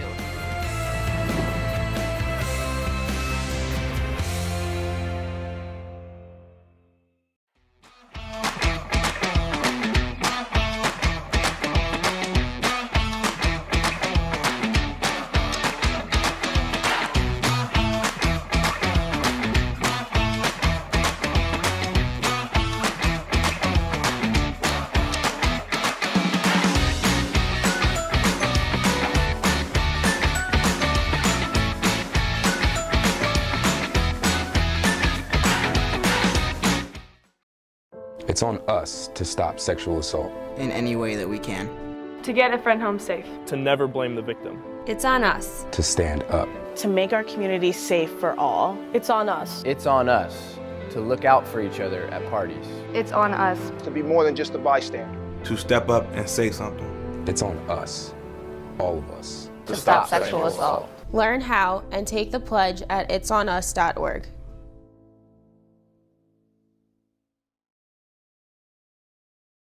We are the coaches of women's basketball. We are leaders and teachers, dreamers and winners. We are professionals who conduct ourselves ethically and with integrity. We place the education, safety, and well-being of the athletes we coach above all else and teach them the fundamental values they need to succeed in life. We are coaches united for the good of our game and those who play it. We are the WBCA. I learned a lot of valuable lessons playing college football. I never thought about the health benefits of exercise until I actually started to talk to coaches in college. It's not only just for performance, it's for life. My coaches instilled the importance of well-being, not only building up strength, mental health, getting enough sleep, eating properly is all what it is to be healthy. I decided that I want to go into personal trainer and share my knowledge that I obtained in college about physical and mental well-being. For the love of the game, but for those of us who are Division III student athletes, it's more than that, a lot more. Sure, the game is important, but as we work so hard to build both mind and body, it's more about team. That is why NCAA Division III teamed up with Special Olympics, and in giving the gift of sport to those for whom it seemed an impossible dream, we are working to make this a better world. Help us keep that dream alive. You can make a difference. We've got more schools than Division I, more fans than Division II, more upsets than March Madness. There's nearly 850 programs with over 11,000 games leading to 2 national championships. And we've been covering it all for over 2 decades. From Eastern to Occidental, from Puget Sound to Piedmont, from Southwestern to the University of New England, and from Hope to Calvin. Nobody covers Division III basketball like we do. We're d3hoops.com at www.d3hoops.com. Base of a tripod. Welcome back to Hoopsville, everybody. Sorry, getting a kick out of I got it tagged on a tweet by Union women's basketball assistant coach Ziggy Ziegler, and I'm looking at the floor and the base of a tripod, and he's tagged it D3 problems, and I'm like, what's going on? I don't get it. I think what I finally realized is that's probably a web stream or some camera angle they're looking at for some game, and it's clearly not on the game. Yeah, that's about right. Oh, that's brilliant. That's absolutely brilliant. We'll have to retweet that a little bit later with a comment. keeping our conversation going on women's basketball. If you got questions for us, email us, hoopsville@d3sports.com, or tweet us at D3Hoopsville or the hashtag Hoopsville. We're also on Facebook, Instagram, and Threads. All the information at the bottom of your screen. We're trying to keep up to date with anybody who may be messaging us. And if we can, we'll answer questions or get to questions or comment to you or whatever if you happen to send us something. Reminder, we'll be back on the air Monday, and we'll talk more about that coming up in the next segment. Top tier of women's basketball we have talked a lot about is darn good. When you look at just how spectacular some of these teams are, Wisconsin-Oshkosh, no surprise, jumps off the table. Third-ranked Titans are 7-0 with wins over Carroll, Chicago in overtime, Concordia, Wisconsin, Eureka, Wheaton, Linfield, and Pacific. Side note, got news about Pacific we're going to talk about in the next segment. In the meantime, though, those scores maybe not jump off the table like Hopkins or Scranton or NYU, but we all know Brad Fischer's team is darn good. They're on a break right now, but they're going to be in Wisconsin Dells to take on Coe and Edgewood coming up. Then they're going to be at home-ish to take on Minnesota Morris and UW Superior before finally jumping into conference play. I don't get to talk to Brad this time of year all that often. Usually it's late in the year. I wanted insight now. So we went to the Hoopsville Hotline and we brought in Brad Fischer, the head coach of the aforementioned Titans of Oshkosh women's basketball. Coach, welcome to the show in December. How are you, sir? It's great to be here. Every time the email comes through from you, I get a little excited and things must be going well. So it's great to hear from you. Well, that's true. Or you've done something to get my attention. I don't know about excited. Some people like Erin wanted to keep flying under the radar. You get an email from me, you're no longer on the radar or under the radar. That's true. That's true. Hey, listen, again, I mentioned it at the start. NYU has scored 100 points or more in just about every game. The one they didn't was 99.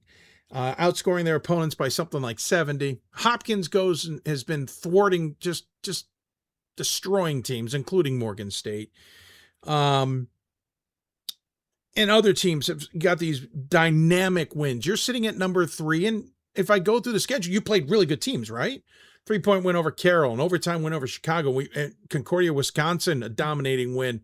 Wheaton, a dominating win. Obviously, some interesting results here, but not in this dominating fashion. So what are the voters seeing to put you at 3 that says, yeah, Titans are damn good this year?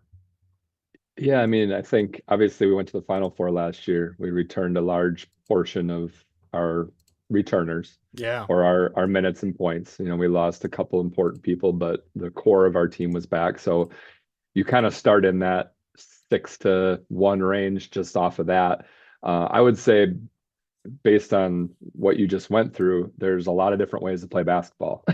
Yeah, no, absolutely. Right. And, you know, NYU is averaging 110 points. And would I feel a little more relaxed if I thought we could score 100 every game? I probably would. But we lead the country in least amount of turnovers and are fourth in defense points allowed. So I think we're kind of the opposite of that.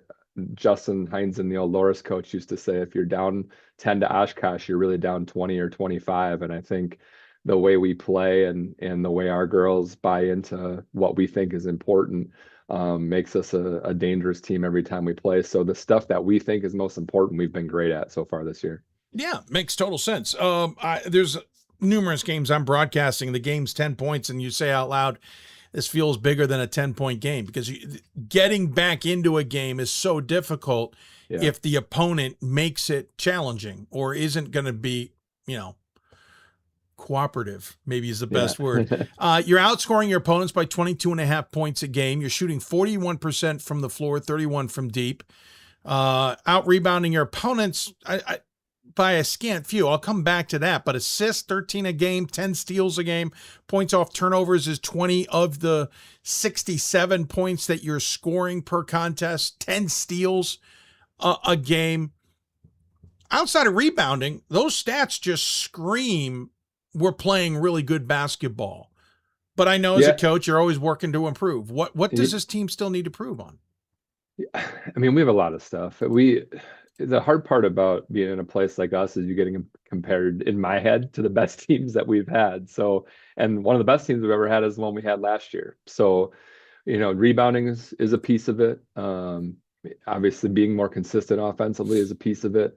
We try to make games as ugly as we can. We think that our discipline ultimately is going to give us a chance every game. So, we get ourselves into games that get mucked up a little bit. But we've got a lot to get better at. I'm not 100% sure of who should be out there at what time and what our rotation looks like, which I think is a good thing at this point. We've had 10 different players score in double figures this year, which for a team that averages 67, that's a pretty high percentage of people who can get to 10, 12 in a night. So, we're still trying to figure that piece out. The pieces that we did lose from last year, we've got people that have been here that do have experience in our program, but haven't played a ton of live game minutes that we're trying to figure out who fits where. So we feel like we've got a lot to get better at. But it's also exciting that we've beaten some of the really good teams. Carroll and Chicago are both ranked teams and are really good teams. We're super proud of going out to Linfield and Pacific and jumping on a plane and winning 2 road games out there by double digits. So I think we've had a lot to be excited about. We also know with the team that we have that we've got a big gap between who we are right now and who we think we can be. Yeah, 27 wins last year. Semifinal appearance, is tough loss to Smith, 49-47 in a back and forth game. Of course, Smith then took on NYU, and NYU treated them like an average squad. It was stunning to watch. But you say you guys love to kind of muck it up. I would have been fascinated to see how you all have played against the Violets. But again, it's this year, right? It's back to the here and now. You're 7-0, coming off back-to-back 24-plus win seasons. Program that we're so accustomed getting 20-plus wins. The last time you didn't, not counting the COVID 2021 season, you have to go back to 2011, 2012, and if memory serves, Brad, you were not the head coach of that program. What is it about this, what you all have built yourselves as coach and staff, what the players, et cetera, have built that has allowed this program to be so consistent that even an off year to us is still a 21 season? Yeah, we're super proud of the consistency and the longevity of that. We're chasing. Bo Ryan had 12 straight 20-win seasons, so this would be our 13th. Yeah, if we take out the 9-2 COVID years. So it's never been done in the WIAC before to go 13 straight years. And it all comes down to the amount of buy-in that we get from players and players' families, if I'm being honest. Like with the transfer portal and with how people move around these days and people wanting gratification for themselves, for us to have players that year after year buy into how is our team going to get better? How can I help that team? And regardless of how much I play, how many points I score, what my role is, I'm going to come back next year a better version of myself and help this team. So now we've got people playing this year like Maya Holzheater and other players that maybe Hope Barrington, like players that sat on our bench and kind of watched the last couple of years and got better in practice and played when their opportunities came. And now when we need them because of losses or injuries or whatever it is, they're ready to go. And honestly, I think it's been 14 straight years of the next group just being ready to go. And we've never had a player transfer out to play somewhere else. And we know when we get players, they're going to be here for 4 years. And they've just done a really great job of buying in. And we've had parents buy in when they don't always get to come and watch their daughters play. And they're super supportive of everybody else and waiting and hoping for that time to come. And I'm just super proud to have a program that has really selfless people that every year just want the Titans to be good. And I'm not sure that's how it is everywhere. And I think that part has allowed us to just coach our team and whatever that team looks like the following year, they're ready to go. And that's been really gratifying. Of course, to be that consistent, you got to be on top of the conference that consistently. 8-6, I think, in conference is the quote unquote worst record I've seen in a while for you all. No conference play has started this year, but the standings are insane. Nobody's got a losing record. Stevens Point 7-0, Eau Claire 7-1, along with Platteville. Whitewater's 5-1, Stout 6-2, La Crosse and River Falls are all 6-3. And yes, you can dive into how challenging some of those schedules are. It's still a point that no one has a losing record. We won't know what's going on in this conference until January. You all will start with Whitewater at home before traveling to La Crosse, then returning home against Stevens Point. Luckily, you won't have more than 2 on the road, but man, there's a stretch in February where you will play 4 of 5 at home, 4 of 6, final 6 at home. What are you expecting from this conference this year? Because Whitewater's a little different than they used to be. Stevens Point looks like they might be back into this conversation to some degree, but so is everybody else. Yeah. Last year was the best year top to bottom that we've had in 14 years. When I got the job, there was Whitewater and Stevens Point, and then there was a team every year that kind of rose up, and then their kids would graduate, and then another team would kind of slide in. And so you're trying to find your footing. Well, last year, the 2 teams that didn't make the conference tournament had ranked wins, multiple ranked wins. And it's just the best that the league has been down to the bottom. And I think that's one of the biggest. There's just no breaks in the conference schedule. And I think people say that, but that actually is the case here. Like there's no team that gets housed by 30 every night. Like most leagues have that one team or 2 teams that, you can play some freshmen, you can try some things. There's no trying things in our league. Like if you're not ready to go, you're going to get beat. And this year more than ever, Whitewater had a lot of people graduate and has just come back and beaten a lot of really good teams. Stevens Point's undefeated, like you said. Eau Claire had a big core back and is playing really, really well. And you can go across the board. La Crosse has a really deep team. Like everyone has a really good version of a team that can compete against the rest of the country. And once you throw us into conference play where everyone knows each other, we all got each other's scouting reports over the last 4 years. Like there's no secrets. It gets even harder. And I think your schedule, when you play people, if you're healthy at that time, if a team's playing well, you get into it, if you start not playing well, it can be hard to get back on the right side because it's just another good team. And it was the hardest I ever had trying to predict who was going to win the league this year, trying to lay out the 1 through 8. Because there's no question all 8 teams could host a first round conference tournament game. And I'm not sure I've seen that in our league. Even last year, I don't know that I would have predicted that, but that's definitely the case this year. Last year, you guys, in your 3 games against Whitewater, the 2 in regulation or in the regular season, you won, but in overtime. In fact, you all played an extra 3/4 of a almost half. a full game. Yeah, or a game, right? Let's see, 15 extra minutes. 15 minutes, yeah. Yeah, so almost a full extra half of a game. Yeah. And then they nipped you in the tournament 64-61. Didn't seem to affect you all. You all had a good season. But my point being is, like, you just don't know where this is, what you're going to get. And the fact that you have Whitewater out of the gate, obviously you've got 4 games in between now and then. I'm not looking to get an answer on that, but it just shows that you're going to have to be ready from the moment this conference starts. And oh, by the way, you got to get through Edgewood, Minnesota Morris, and Wisconsin Superior before then. Yeah, I mean, that's one of the things about when you don't play it until after the first of the year. Like you stare at a 7-week gauntlet, and regardless of who it would be, you're like, oh, here we go.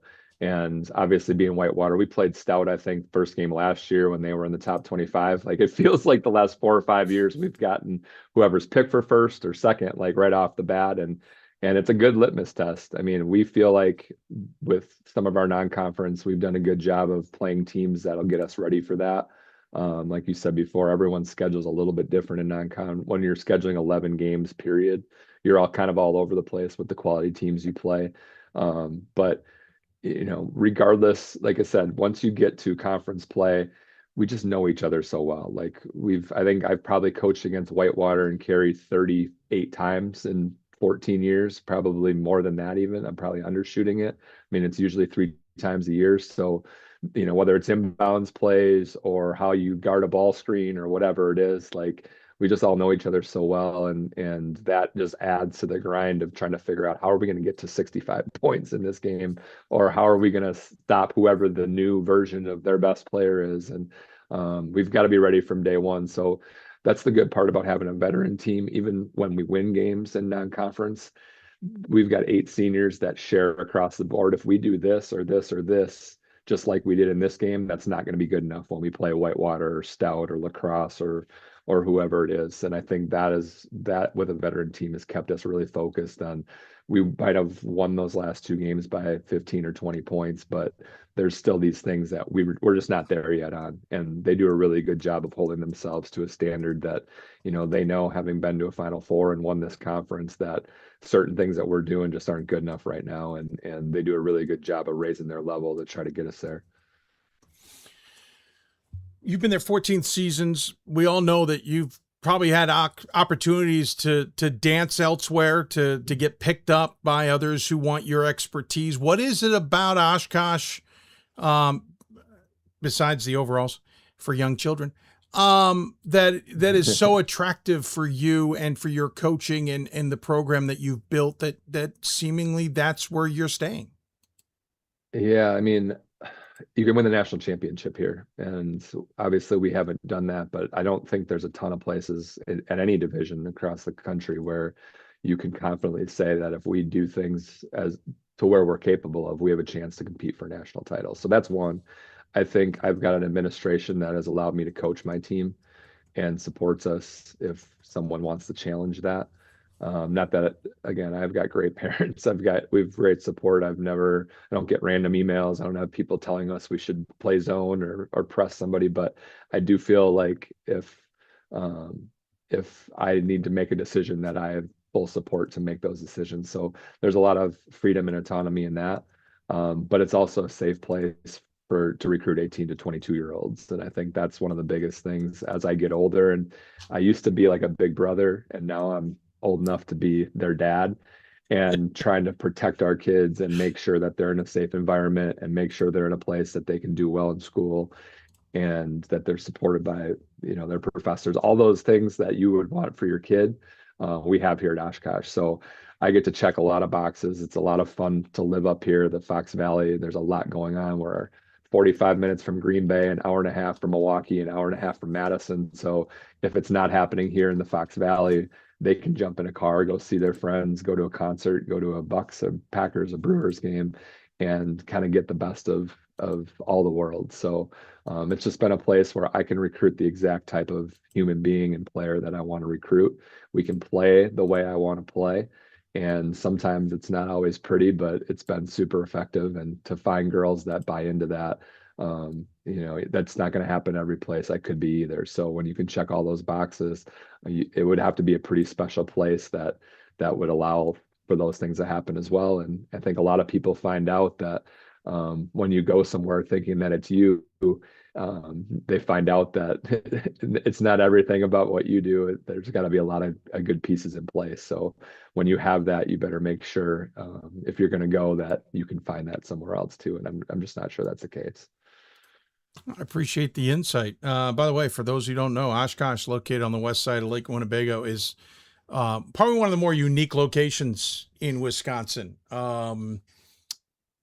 Yeah, it's a fascinating locale, square in the middle of the state. Someday I'll get there. Obviously, go ahead. You're going to go to Wisconsin Dells for that, and Edgewood. And I know they're a week away.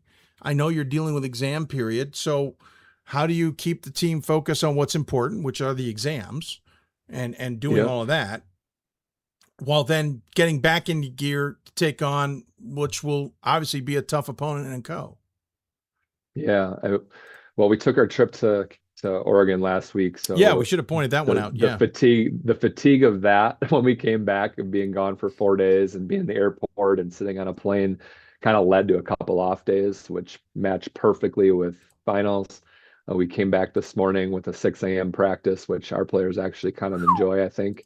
What idea was that? Now, they would always prefer a 6 a.m. over a 5:30 or 6 p.m. Fair. So yeah, I get it. Yeah, so we get them up and now they can have their day, and so they have 2 days of school tomorrow we've got practice. So the next time we see them, they'll be done with finals and they'll all be a semester closer to graduation. So, but Co is very good. They're actually 7th in the country in defensive points against. So we could be in for a rock fight when we see them. But they're picked to win the ARC. They just beat Wartburg kind of handily last weekend. So they've kind of staked their claim to the ARC this year. So it will be a huge challenge. They've got a great point guard who's been there for 4 years, one of the best point guards in the country. So we've got a huge challenge next week. And honestly, I think playing good teams at the level we're at with the veteran players we have is the best medicine for staying focused. So tomorrow when we pull out film for the first time with Co, we will have their full attention, and they are super engaged in the game plan. How are we going to guard this kid? How are we going to guard their Princeton offense? Like they eat that stuff up. So we're super excited for that. Finals are done tomorrow, but then it's a basketball exam going forward. And we don't go back to school until the beginning of February. So it's a nice long break for our girls. So it's all hoops and hanging out with their friends. So this is kind of the most fun time of year, I think, for them. Yeah, quickly about that trip to the Great Northwest. Went to play Linfield and McMinnville, and then you went and played Pacific up in the Portland area. McMinnville, a couple hours southwest of Portland, gorgeous part of the country.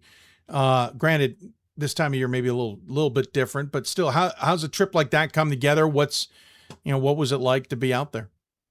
Yeah, it rained the whole time, which I think is kind of par for the course, but it was beautiful. No, we've had 2 straight years in the NCAA tournament where we jumped on a plane and got beat the first game. So it was important for me to take this team on a flight and be a little more intentional about how we prepared when we got out there, how we rested, how we prepped. So we tried to treat it as much as we could like a little mini NCAA tournament weekend where we leave on Wednesday, practice on Thursday, and try to win 2 games on the weekend. So obviously in the NCAA, you're not playing back-to-back road games, but we tried to just pay a little bit closer attention. I don't think I did a good enough job of that the last 2 years of factoring flight in. Smith drove down to Bowdoin the first time, and then last year, I think they probably spent a little less time traveling than we did down to Virginia. So we just wanted to get a dry run and make sure we were a little better with that. But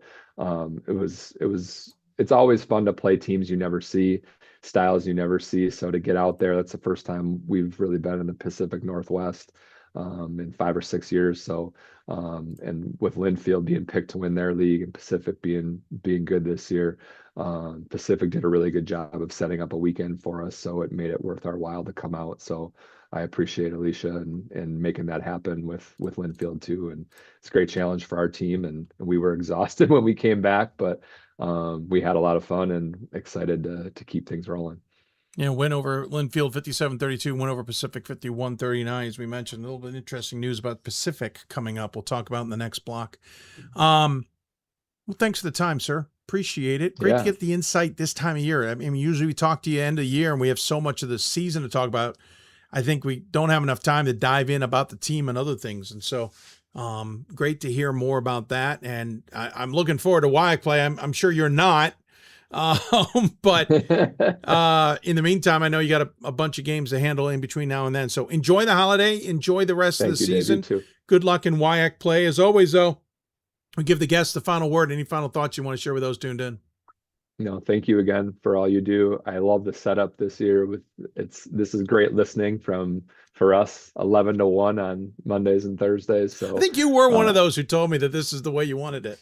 Yeah, most of us aren't practicing yet. So coaches, I feel like, can make themselves available. It's nice little lunchtime listening. And I'm now a voter on the top 25 for the WBCA. So I'm trying to listen and see what's going on around the rest of the country. So I'm not missing anything. So this is a great spot for me to come on Mondays and Thursdays. So I appreciate it. Well, I appreciate it. I promised myself I wasn't going to ask you about that, but someday I'm calling you about the WBCA and how you all do that. But another day, another conversation. WBCA has been a wonderful partner of ours and appreciate them jumping back on board as well. Brad, thank you for the time. Take care of yourself. Look forward to catching up with you down the road. And as I said, happy holidays. You too, Dave. Thank you. Brad Fischer joining us on the Hoopsville Hotline. Great to chat with him. didn't mean to leave that Pacific conversation to the end, but the trip out to the Great Northwest is a rare thing, but a fun thing, and they did it right. When we come back, we'll talk about some news out of Pacific and Willamette. What's going on up there in Portland? And we'll put a bow on the show. You listen to Hoopsville, presented by D3Hoops.com from the WBCA studios. Back with the finale of the show next. We've got more schools than Division I, more fans than Division II, and more upsets than March Madness. There's nearly 850 programs with over 11,000 games leading to 2 national championships. And we've been covering it all for over 2 decades. From Eastern to Occidental, from Puget Sound to Piedmont, from Southwestern to the University of New England, and from Hope to Calvin. Nobody covers Division III basketball like we do. We're D3Hoops.com at www.d3hoops.com.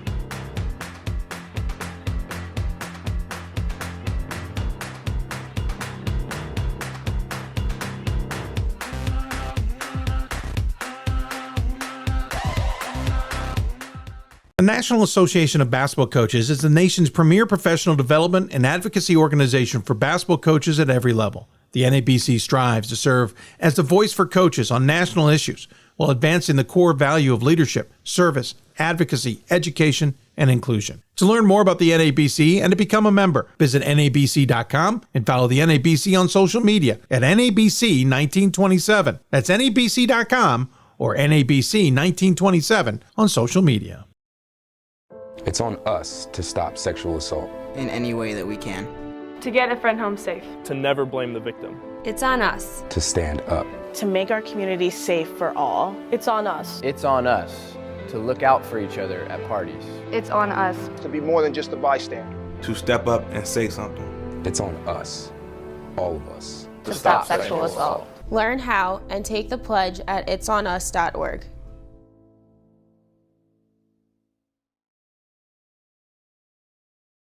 If I lose, I'll respond with respect. If I win, I'll back it up with humility. If I fail, I'll rise up with honor. It's tough for us to put it all on the line. Don't undo my hard work with poor sportsmanship. Respect. It's the name of the game. Coach of the Year, Administrator of the Year, All-America Team, Wade Trophy. The WBCA doesn't just honor coaches, but players, administrators, and much more. The WBCA strives to honor those who have contributed to the advancement of women's basketball. Celebrate the present, honor the past, look to the future.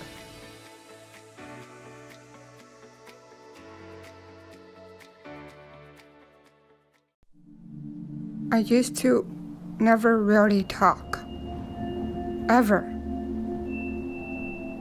I was afraid if I said something wrong, everyone would laugh at me.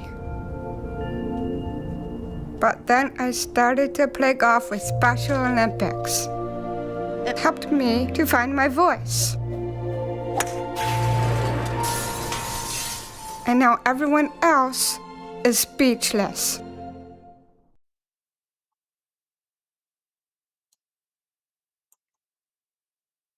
Sorry about that. Lost track of time. Welcome back to the show. As we put a bow on things, some news has broken out of Division III while we were on air. And it helps that the Pacific Northwest is 3 hours back. So for them, they're breaking it in the morning. Pacific and Willamette have announced that they are going to be joining forces to, quote, create Oregon's largest private university. I'm quoting from the press release on Willamette's website. Oregon's 2 founding institutions of higher education have signed a letter of intent agreeing to move forward with due diligence and the negotiation of a definitive agreement to merge to become the state's largest private university. If approved, provisionally, the University of the Northwest would work to create more pathways for students, more avenues for collaboration, and more opportunities for Oregon and the West in an institution that would combine the flexibility and nimbleness of a small school with the breadth and resources of a large institution. It goes on to talk about the two schools combined, 6,000 students, 73,000 alumni and network, et cetera, et cetera. It's a fascinating thing. It even has a quote from the executive director of Oregon's Higher Education Coordinating Commission that appreciates the bold approach the two schools are taking to meet the moment. Look forward to supporting their work to expand access to higher education to all Oregonians. What does this mean for Division III and the institutions? Well, that's interesting. They talk about the combined universities would operate as a college university with distinct schools and colleges, maintain their character, identities, historic campuses, while unified under a shared administrative structure of a single institution. So the undergraduate colleges at Pacific, Willamette, and PNCA, I'm not sure which PNCA is, apologies, would continue to operate with their current names as colleges within the combined university on their historic campuses in Forest Grove, Salem, and Portland, and would maintain separate administration requirements, academic programs, and athletics. So this is a combined university that would still have Willamette and Pacific as separate institutions and athletics facilities. Should say athletic departments. FDU is the only one off the top of my head I can quickly make a reference to. FDU is a Division I institute. FDU Florham as a Division III institute essentially is this kind of umbrella hybrid thing that even I don't always fully understand the dynamics of it. There has been talk about other schools coming together and doing this. Bluffton was in conversations with another institution about combining and yet being different. That didn't really go anywhere. Kane and New Jersey City are still in conversations about coming together and what that's going to look like, if it's going to, but they're not talking separate institutions in that conversation. They're talking about one institution. Of course, you go down to LA and you've got the SCIAC, Claremont-Mudd-Scripps are three institutions, but it's one athletic department. And they're obviously not the only one. Pomona-Pitzer is split between two of Pomona and Pitzer. So I don't know if I can point to directly one institute or an institutional setup that's got an umbrella institution in terms of administration, but then runs itself as separate campuses. Now they say three. I'm thinking of it as two: Willamette and Pacific. I'm sure maybe I am missing somebody obvious. And I apologize. My brain just is not, I'm literally running the map through my head, trying to find an institution where this, I guess you could make comparisons to St. Kate's and St. John's in Minnesota. Hobart and William Smith is one you could maybe point to in New York, where they're technically two institutions and two departments, but they're run as one. I guess that's the best analogy I got, but those are side-by-side campuses. Otherwise, it's not a very common thing. So we'll see where this goes. University of Northwest would still be Willamette and Pacific. So from our vantage point, obviously we would still have Pacific. We would still have Willamette as schools and institutions and athletic departments. See how that all comes together in this ever-changing world of financial situations for schools and enrollment drops and all of that. We're going to see some of these fascinating ideas. There's news that Guilford is out of financial trouble for now. They're off probation. They got a ton of donations. The question is, can they keep that up? The people I've talked to around the school are not confident Guilford's going to be able to maintain its footing. All of its athletic programs seem to have taken a step backward with all the tough news. Of course, Wittenberg's in trouble. I don't think they're fully either appreciative of how much trouble they're in or they're not open up to the public about it. Albright has been in the news about its situation and whether they survive. Keystone obviously has been getting a lot of attention. Rosemont has been bought by Villanova. We knew about Cabrini being bought. There's been other institutions that have closed. There are other institutions who are not making news that are in trouble. I know of them. We're going to get changes. How you adapt to those changes. And then at the D1 level, the capital investment groups could make a mess of things that were already messy to begin with. One of the Utah schools, and I'm sorry, I'm forgetting, it's either University of Utah or Utah State.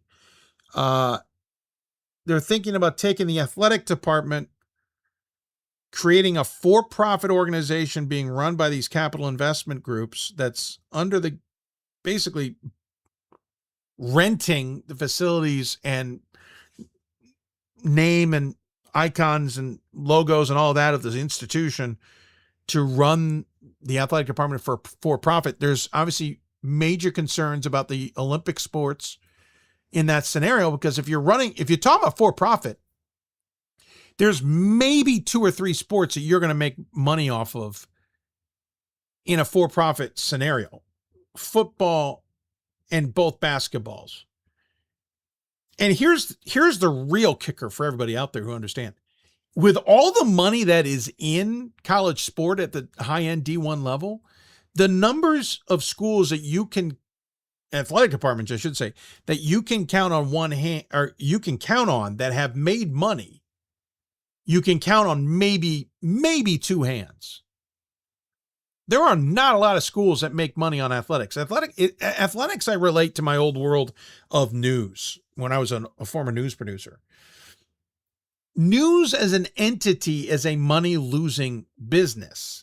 The reason newspapers, networks, etc., make money is on the entertainment side. For the networks, that's their primetime and other types of programming, right? Sports programming and that kind of stuff. For a newspaper, it's their op-ed segment. For the cable news, it's also their op-ed segment, which is why there's more op-ed than there is news now on the cable networks, because op-ed makes you money. That's where you get the ratings. That's where you get the juice. And so if you can sell advertising on those programs at higher ratings, you make more money. Well, news by definition is a money loser, not because the ratings tend to be worse, but you spend more money to put those shows together. You spend less money to put an op-ed show together. In the newspaper business, you spend more money on reporters and investigations and all that. You make more, you save money by having people who write op-eds. Sports world's the same. It's by definition not a money-making industry at this level, at the collegiate level. The professional level, they're trying, but arguably it's not a money-making business there either. To change it from, my point of all this is to change it from nonprofit to for-profit is a risky venture. First off, these capital investment groups are only interested in money. They're only interested in making the investment back and then some. Are you going to do that with field hockey, volleyball, soccer, which maybe can bring in some revenue, but if done right, track and field, swimming, diving, all these Olympic sports that are so important, by the way, to the overall U.S. Olympic efforts. If you think college sports are not important to the Olympic effort, you got to look into it, because they are very much important to the Olympic effort. If you want to see U.S. Olympics continue to be strong and win medals and compete, you want D1, 2, and 3 to continue having robust robust Olympic sports, Olympic sport. Football, for example, is a non-Olympic sport. The question becomes, do those models start to come elsewhere, and does it fall to Division III? I don't envision it ever coming to Division III, because I don't think any capital investment group is going to invest in 1,500, 2,500 member institutions and their athletic departments. But it could change the NCAA's landscape. And there's always been the fear that the Power Five would break off out of the NCAA, create a whole new group and move on with it. And D3s, we scoff at the 3.41 whatever percent, 14% of the budget we get from the NCAA. We scoff that it's a small percentage. We'd love more so we can run our championships. But if you lose the Power Five, that money eventually starts to dry up, and D3's in a world of hurt trying to run championships. And I've always had the adage that I don't think the Power Five runs from the NCAA because the money in college basketball March Madness isn't because the SEC is facing off against the ACC or the Big Ten or whatever. It's because the small mid-majors are having a chance to knock off the big boys and make miraculous runs. That's what everyone gets excited about. That's the madness. That's the fun. That's the moving forward stuff. If you don't have that, then what is everyone wanting investing? Because no one's necessarily tuning in. And that's what the college football playoff, I think, has also proven, that no one's tuning in to see SEC take on the Big Ten. They do turn in for the smaller school to maybe pull off the upsets. But if institutions decide to go with these capital investment groups who are going to make it for profit, which then runs the risk of losing the Olympic sports, i.e. they cut them because they're not profitable. And if you're wondering about Title IX, remember Title IX simply means there has to be equality. So they couldn't cut everything. But if they want to keep football, and this is under the guise that they still fall under Title IX, there's some discussion that if they go for profit and the athletic department is a company that is just borrowing the school stuff and renting the school stuff, that they don't have to fall under Title IX. But let's just say for a Title IX argument, because I don't know where this goes, I'm not smart enough, but if this still falls under Title IX and you have football, you have to have enough women's sports to compensate for that based on the population of the institution and how the demographics of the institution in terms of its undergraduate student body. So if you have a majority women, then you have a football program, and let's say a men's basketball program, then you need to have women's basketball and comparable enough women's sports to equal the number of men's players on men's basketball and football. But after that, do you need the field hockey team? Do you need the track and field organization? Do you need the wrestling team? Like, what do you need? If that's the case, then they could leave the NCAA, because I've always said they're not going to leave the NCAA because they need the NCAA to help run all those other championships. They need the support, the structure, and the finances of the NCAA to run a field hockey championship, to run a volleyball championship, to run a wrestling championship, to run lacrosse championships. You name those championships. Those Power Five don't want to be in business on their own trying to fund those championships. They need the NCAA to run all those. That's my adage. That's my opinion on it. But if these for-profits are going to show up and change the dynamics of those departments and get rid of those sports, then now they don't need those championships. And yeah, that Power Five split is a far more realistic thing. And now D3's got some major problems. And some of the conversations I've had about going to pay-per-view like Flow Sports has been in, we've got to draw in some revenue for Division III. We could go on another tangent, and I'm not going to today, but I think that is a fouled up mentality of how to do it. I don't disagree. We've got to look at revenue. I have to look at revenue. I understand the institutions and conferences have to look at revenue. I think they're just going about it the wrong way. I think they're going about it in a naive way. I think they're going about it in what they think is a sure answer way. But things like these developments are now maybe making that a more front and center conversation. One other reason I wish I could get down to the NCAA convention to hear those conversations. So this move by Willamette and Pacific is fascinating. It won't get rid of the institutions, but it's going to streamline their administration in hopes of making those institutions more robust and strong. And I have a feeling that is something we will see more of. The idea of Bluffton and whoever that other school was combining forces and creating two different schools, I don't know if that's, I think that was along the lines of this, but it wasn't along the lines of this. So this will be fascinating to see how it plays out. Really interesting development. And on that note, we're going to bid you adieu. Could not talk to Ken Scalmanini today of Claremont-Mudd-Scripps, but we will catch up with him next week. We're already working on that. Great. Thank you to Ryan Mee from Vassar and Erin Monahan from William Paterson and Brad Fischer from Oshkosh. Thank you so much to their sports information departments as well for their assistance on this show. We shouted out Heather Brocious of William Paterson earlier for her help. Very much appreciated, to say the least, but also a thank you to Stephen Merritt at Vassar. By the way, I'll shout out Jeremy at Claremont-Mudd-Scripps. He was doing his darndest to make everything work as well, but also a thanks to Brady Halverson at Oshkosh for his help. With that, we'll wrap it up. A quick reminder, Monday will be on the air at noon, and we'll have our 8:30 double take show. I'm in the middle of a big project in Division III. So Thursday's show is up for debate. If we feel comfortable, we'll do a noon show.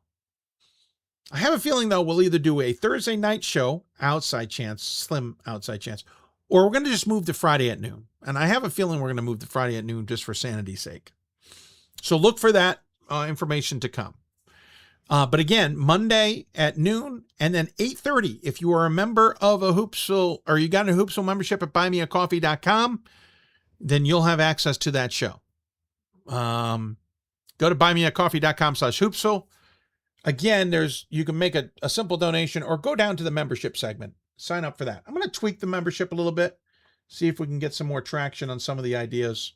And also, I have the off court for a much higher thing than I intended, so we'll try and figure that out as well. But again, stick with us on Twitter at @D3Hoopsville, #Hoopsville, Instagram and Threads at the same information. Facebook, Blue Sky, which we haven't jumped into. We'll try and get that running back up and going in January. That's /Hoopsville at those respective spots. And you can always email us, hoopsville@d3sports.com. Thanks again for everybody for tuning in. Appreciate the guests who were able to join us. Sorry we couldn't make it work for the Stags, but we'll work on that for next week. And in the meantime, enjoy the rest of your week and some good basketball ahead this weekend. Always head to d3sports.com. D3hoops.com for the latest scores and links to videos and live stats as well. You've been listening to Hoopsville, presented by d3hoops.com for the WBCA studios. Thanks for tuning in, everybody. Have a good evening. Have a good rest of the weekend. We'll see you back here on Monday, noon Eastern, for more Hoopsville.